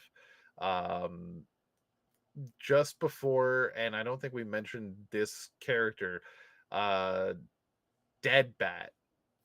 Yeah. I think technically, no, I mentioned it at the start of the show. I think Dead Claw or Darkpool was a better name, but go ahead. Was it Dead Bat? Was Dead Bat? But anyway, Darkpool just sounds like Darkpool sounds as dumb as Dead Bat, but Dead Claw is kind of cool. Was that actually his name though? Dead Bat? Yeah. Okay. I'm looking at it right now. Yeah. The fusion amalgam character of Batman and Deadpool all came about when Grant turns to Cassandra Nova and says, "You want to see what happens when I run out of ideas in a story?" I laughed my ass off. I was like, whoa, that's awesome. Oh my god. Here, have some gratuitous fusion. That's fucking great. That's probably like my number 2 and number 3 favorite moment in just this story. Yeah. Okay, so I'm scoring the whole book now because the story, like I said, the story of this is the score for the book. It's a 9.5. Yeah. Honestly, I might join you. I'm like going through it again and just reminding me of how much I love this. Um, and just like all of the one-liners that Deadpool is dropping with references and stuff. Like it made me smile so much. So yeah, I'm bumping this one up to a 9.5. I don't even know if I Yeah. gave it a score. Do you want me to do a run through of the backups, or do you want to take care of it? No, I have them. Okay. Again, they're not long. Basically, the first backup is titled "The Magician Walks into a Universe," which is the John Constantine Doctor Strange team up. And essentially, Constantine goes to the Sanctum Sanctorum to enlist the help of Doctor Strange, as two magical creatures have been transported to the Marvel Universe. Again, I didn't say who they were because I wanted to hide spoilers, but spoilers, it's Swamp Thing and Neron. What did I say? Through a bit of skullduggery, Constantine momentarily possesses the Eye of Agamotto, but it overwhelms him, causing Strange to step in and set things right. As John prepares to leave the Marvel Universe, he makes an offer to Strange, asking him to join. Damn, I want to read that book. Mm-hmm. I also wanted to read the fucking Swamp Thing Ghost Rider fight. God damn, that looked awesome. Right. Our second backup is Snicks and Sticks. I just really wanted to write the titles of these this week. I'm sorry. Nightwing and Wolverine, Laura team up to save her sister, Gabby, from Killer Croc, only to find out the Croc was after Gabby's Wolverine, Jonathan. After the rescue, Nightwing, Laura, and Gabby head back to Nightwing's place for some R&R, and Nightwing and Wolverine bond over trying to live up to their mentors, two people who truly are the best at what they do. Do you see what I did? It's like a reference. Anyway, third backup is Hulk and Harley's Amazing Saturday, but I guess it should be called Harley and Hulk's Amazing Saturday. That's not me being funny. That's literally what the title is called. Yeah. Yeah. Harley's chill afternoon goes sideways as Hulk unexpectedly barges in, leading to a wild battle with mutant hot dogs and a fastball special courtesy of Hulk. Again, I'm not making this up. That's what happened. Yep. And the final backup, New Friends in Old Places, is a team up, albeit like a 5-page one, between Miss Marvel and Static.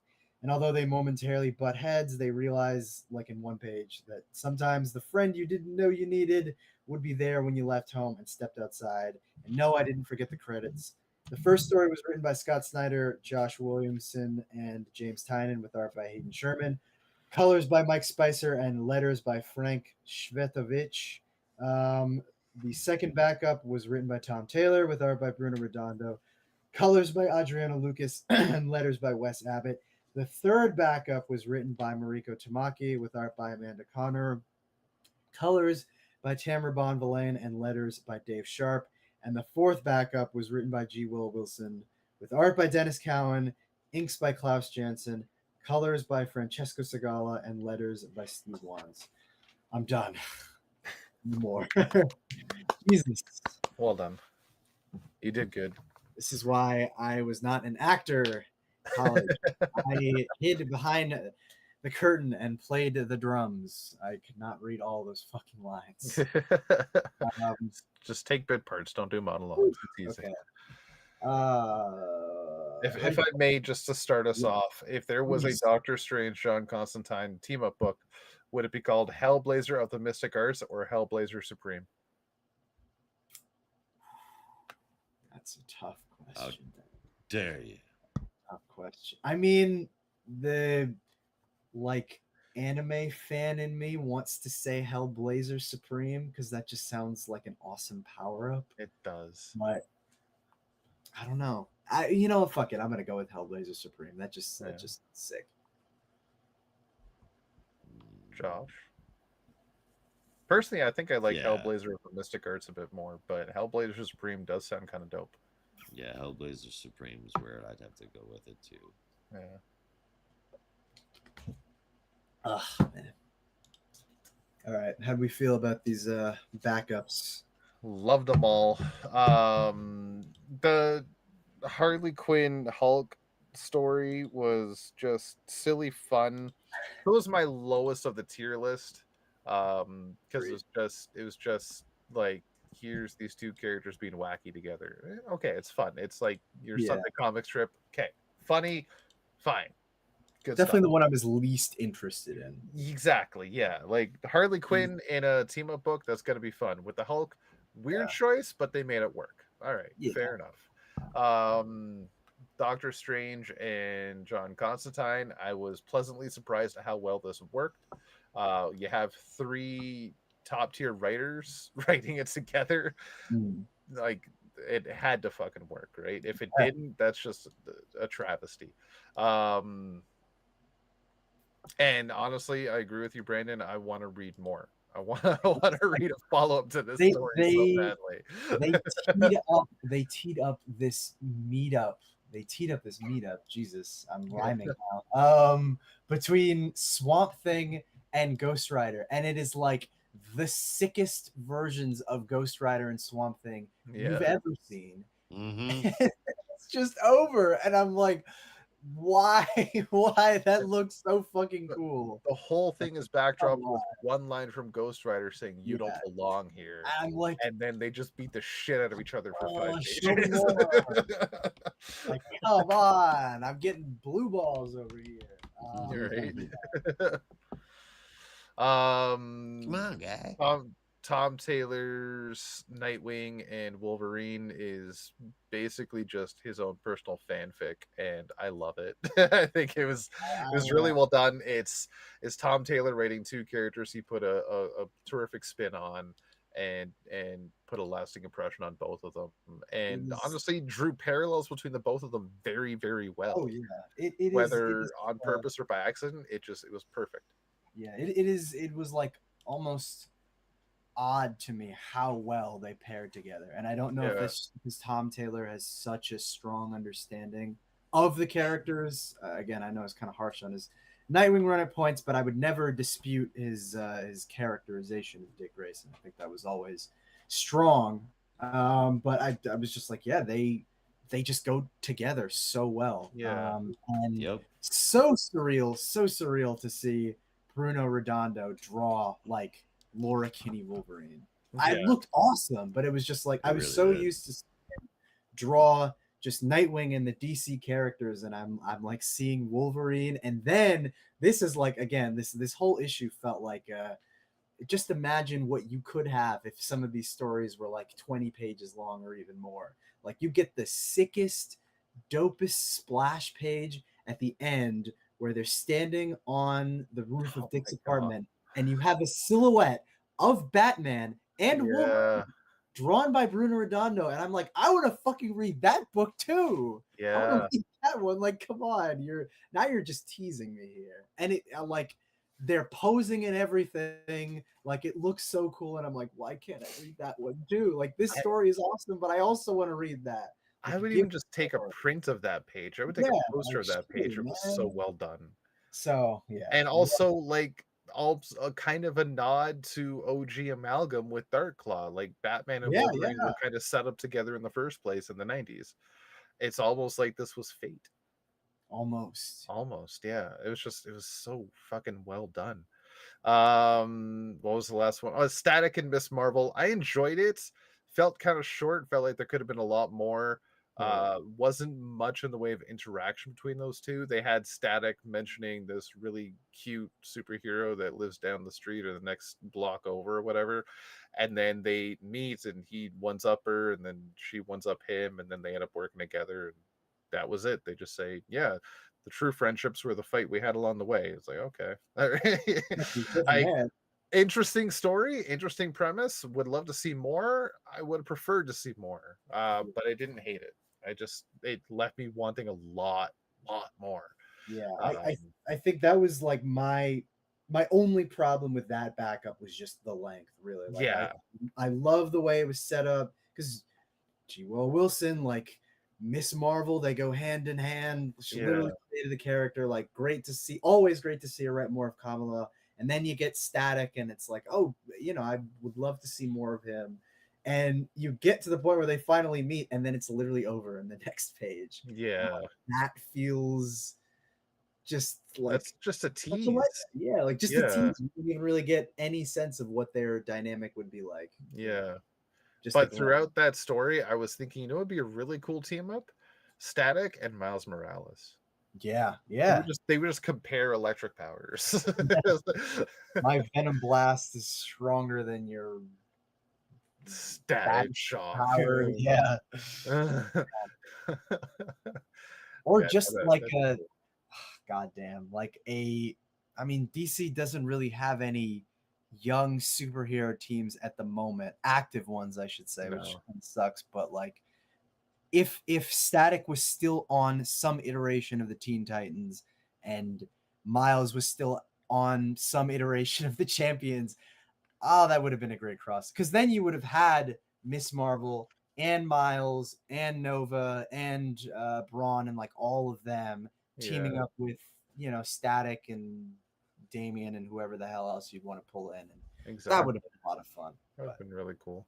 Yeah. I'll say this though, I really liked the panel where Static's like, I'll add you to the group chat. And Miss Marvel was like, no, I'll add you to the group chat. Like, no, I'll add you to the All right, you're talking about different group chats. Now I want to know who's in those group chats. That's why my mind was going like, maybe total speculation. I was like, maybe Static's talking about the Teen Titans and maybe Kamala's talking about the Champions. Like, no, I'm adding you to my team group chat. He's like, no, I'm adding you to my team group chat. All right. Yeah. So that I enjoyed the art throughout. Again, little schlocky with the Harley Quinn Hulk one, but that was the point of that story. So I'm not gonna dock it. If we're talking art throughout, top marks go to Dan Mora and Bruno Redondo. Hayden Sherman also fantastic. Those maybe the top 3 artistic stories in this book. I don't know which one I like the most. Maybe Dan Mora. Honestly, art-wise, it was a bit of a toss-up because I finished the Dan Mora stuff and I was like, man, Dan Mora is just, he's fucking best. Like, he's awesome. We know this. And then I got to the Hayden Sherman pages and I was like, I don't know. Maybe I don't know, he really killed it with this. And that whole scene with Constantine in the Eye of Agamotto, I was like, oh my God. Like, I know he's great because he's doing Absolute Wonder Woman, but this is like really good. And then I got to the Bruno Redondo stuff and I'm like, great. So it's just it was hard, man. There was hard throughout the book. Like it was jarring at first going from Dan Mora straight into Hayden Sherman with the magic stuff. It's like, okay, this is like, I like Hayden Sherman, but this is kind of hard to. It's gone from a little zany to very serious, and then like 2 pages in, you're like, okay, no, I'm in. Yeah. Josh, what do you think about the backups? You've been quiet. Very quiet. I think John Constantine, Hellblazer, and Doctor Strange together, cool. Obviously, magic user, but also I never considered it, but I really dig the idea that their personalities are just so different that it never crossed my mind, but really they kind of are equals. And that's badass. It's almost like Strange is a version of Constantine that got his life together. Right. No disrespect to Constantine, but he's like, I was a selfish man and now I'm better, you know, in theory at least. So yeah, and he's like, yeah, well, good on bloody you cunt. Yeah, it was like, all right, well, bullet for you. What the fuck kind of name is Strange anyway? What kind of geekoid names himself Strange? So that is cool, and I would love to see a 3-issue mini from that. All right. Totally. Harley Quinn and the Incredible Hulk. I mean, they ran into a toxic waste plant called Carcinogen Waste Management. I thought that was funny. Yeah, that was funny. It was kooky, typical, fun Amanda Connor art, unnecessary but funny story. The pairing is unusual, but I guess Hulk being driven nuts by Harley for a few pages sounds good on paper. Static and Ms. Marvel, nice little let's be friends with everybody story. I think that's what that was. I didn't quite. I like the idea of both of these being written by G. Willow Wilson, but it seemed as though some thought was really put into these other pairings, and I didn't see where the thought came from for putting these two together. Yeah. I didn't get it. I'm not opposed to it. I'm gonna save my thoughts for as to why I think they were thrown together because I don't want to insinuate anything. But the art is great, and I always love to see Static in a comic book. And I've never read Ms. Marvel, but I did enjoy the show. No, I would say check it out. You have been singing the praises of glorious Willow Wilson for the better part of like 2.5 years. I think you owe it to her to at least check out the first volume of Miss Marvel. It's very Spider-Man-esque. The OG Miss Marvel was. I haven't read any Miss Marvel since the original stuff, but that stuff was really, really good. Yeah. Will you send me a message in our chat to remind me of that, please? I would be happy to. Well, thank you very much, sir. I appreciate that. Now, I said all that, and I clearly skipped over a part, and that is because this one needed a little more. Nightwing and Laura Kinney, like you guys were mentioning, this is the absolute perfect pairing, and I fucking love it. It's another one I didn't even realize were so close in origin until they were actually put up next to another. Like, see? But I believe Taylor wrote Kinney. Side note here, Kinney and Babs are eating noodles together, and Kinney says it has all the flavor of 25. I don't know if that's a reference to something that I'm unaware of, but I know enough that without context, that's not just unsettling, it's horrifying. Laura Kinney was originally known as 23. I did not flag that, but that's. I honestly assumed it was a reference to Laura Kinney Wolverine by Tom Taylor. I did not get it either, but I kind of hope it's not that.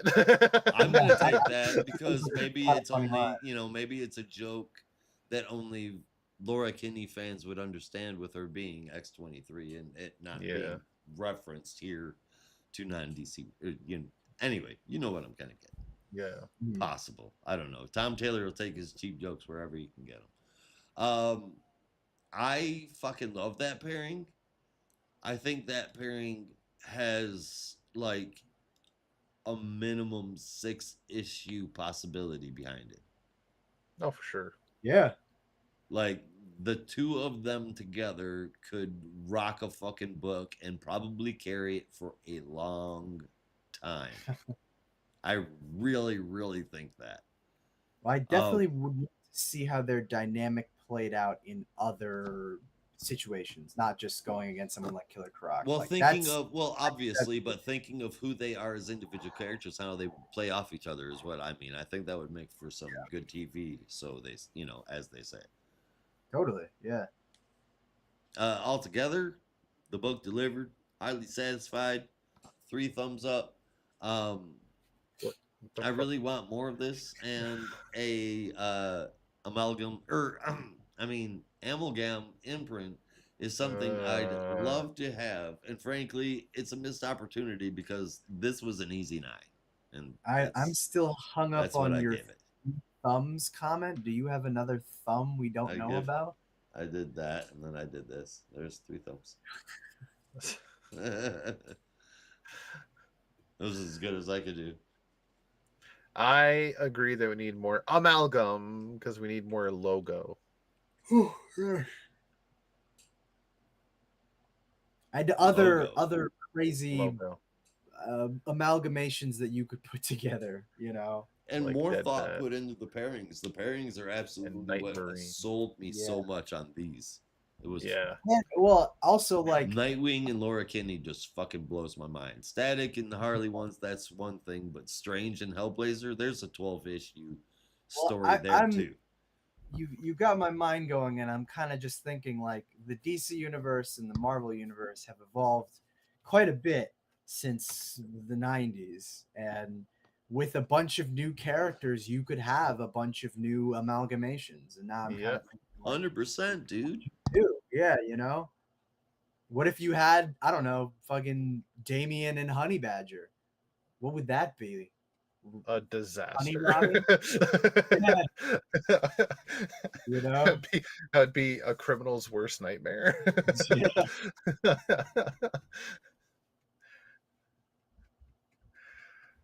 Oh yeah. But I'm also even thinking like Miles Morales and Sideways. Yeah. Side boy. Side boy. No. We don't need to mash those two together. They need to be in a comic book together. Some should mash up, some should co-star. You can do both. I just need Sideways to be in something again. Yeah, that's all I need. Kind of a mashup of new characters, but I've always wondered what it would be like if Dick Grayson and Scott Summers fused together. What would that be like? Oh my God, that would be crazy, dude. Scott Summers and who? Scott Summers and Dick Grayson. So Nightwing and Cyclops. Oh shit. It's like he's the leader of the Uncanny Titans. Oh God. Yeah. No. Oh man. Oh no. That means Wolverine and Beast Boy. That means Starfire and Rogue. I was thinking Starfire and Storm, maybe. I like that. Like, who would be a good pairing for Raven and Kitty Pryde? Raven and Kitty Pryde, maybe. Cyborg and Hank McCoy. My first thought was genuinely Colossus and Donna Troy, but I don't know what that would be like. I guess I was just imagining Donna Troy with steel skin and a Russian accent, which honestly sounds kind of badass, but I don't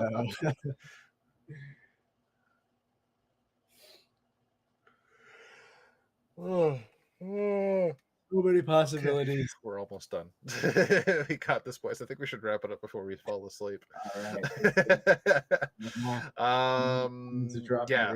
So just one last thing before we get to our top three. I want to ask, because I've been forgetting to ask all fucking episode. Have either of you had a chance to read last week's surprise drops, Flash, Fantastic Four, and Thor Shazam? I still have not. So, oh my God. No spoilers, but I really want to. Okay, I'm still not spoiling it, but you both really need to because they're both amazing. Okay. And they're free. Just for the listeners, they are free to read on the respective apps, Marvel Unlimited and DC Universe Infinite. And Flash Fantastic Four is on DC Unlimited, and Shazam Thor is on Marvel? Marvel, yeah. Okay. Yeah, so it's Thor, Shazam, Flash, Fantastic Four. Gotcha. Because whoever gets the top billing is from that company. I see. Okay. Yeah. Okay. So, top three favorite moment. I would say if you got one, but let's face it, we all have one. We all have 10. It's too hard to choose. Yeah. No, I straight up, I was there was one moment in this book that outshined all of the other, like, and I just say this book, I guess we know where it's coming from. That outshined like the million others this week. From the same book. Yeah. I really hope that we all have a different favorite moment. Yeah. I think that'd be fantastic. All right, my top three. I have Nightwing at number 3, New Gods at number 2, and number 1 definitely going to Batman Deadpool. My favorite moments, drum roll please, is when Damien shows up at the end. He goes, "Father," and both Batman and Grant say Damien. Because meta commentary yet again. That is his daddy. Both of them. I just love like Damien's confusion. That last like. Yeah. Does he know? I like in my mind. I don't know if it was written that way, but I took it to mean like there's a part of him that knows. He's like, "Are you also my father?"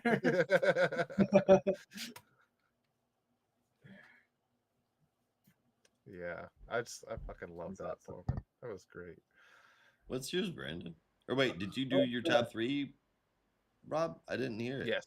Yes. It was Nightwing, then New Gods, and Batman Deadpool. 3-1. Yeah. Gotcha. Brandon, what about man. you? My top three are the same as yours, honestly. Nightwing at number 3, New Gods at number 2. I think I gave that a 9. I can't remember. Or an 8.75. And then number 1 has to go to Batman, Deadpool. But my favorite moment, like I knew it was coming because I'd seen it in the previews, but every time I look at it, it makes me laugh. Is the Deadpool realizing that there's 1 wall surrounding him, 2 walls surrounding him, 3 walls, and then he looks straight at the reader and says, "I can see you," and I was I can see you. oh, man. only Grant Morrison could make that reference work. Yeah. I love it so much.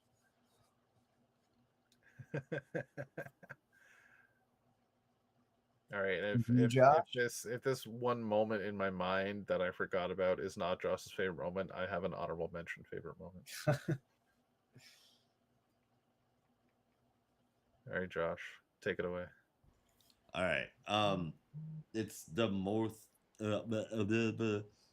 most fourth wall breaking moment in all of comics, and I am saying that after we had an issue where they just brought up Deadpool, looked at the camera, and said, "I can see you," but it was Grant Morrison saying the president signed an executive order to rebuild the fourth wall to keep out unwanted ideas. So I can't hang around. I only showed up to grab a souvenir in case I can't come back. That was going to be my honorable mention favorite moment. That was it. Great. I was like, oh God, Grant Morrison, God bless them. That was hilarious. Because, they're God. Yeah. Yeah, if there is a God, it is Grant Morrison. I just want to make that clear. I agree. Are the source. Huh? They are the source. They are what is behind the source. I do believe that. Grant Morrison and nothing else. Yeah, if there is in fact some kind of God, they're certainly like acting through Grant. And Grant is the shaman that blesses us with understanding. Thanks for them, whoever you are. All right, my top 3 this week are going to be Titans number 29, Nightwing number 132, and Batman Deadpool number 1. Now, we've been strolling through the covers as we are now doing on the show, and have you guys been able to pick out your favorite one yet? New Gods is so fucking good. Batman Deadpool really is up there for me, but I think I gotta give it to New Gods. All right, it's just beautifully done. It looks like a stained glass window. It is really cool. For me, I can actually. Well, I thought I could. Never mind.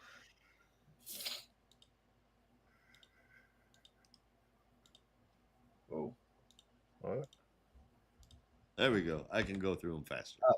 There it is. Now they're just zooming along. For me, like the obvious answer, the safe answer would definitely be Batman, Deadpool.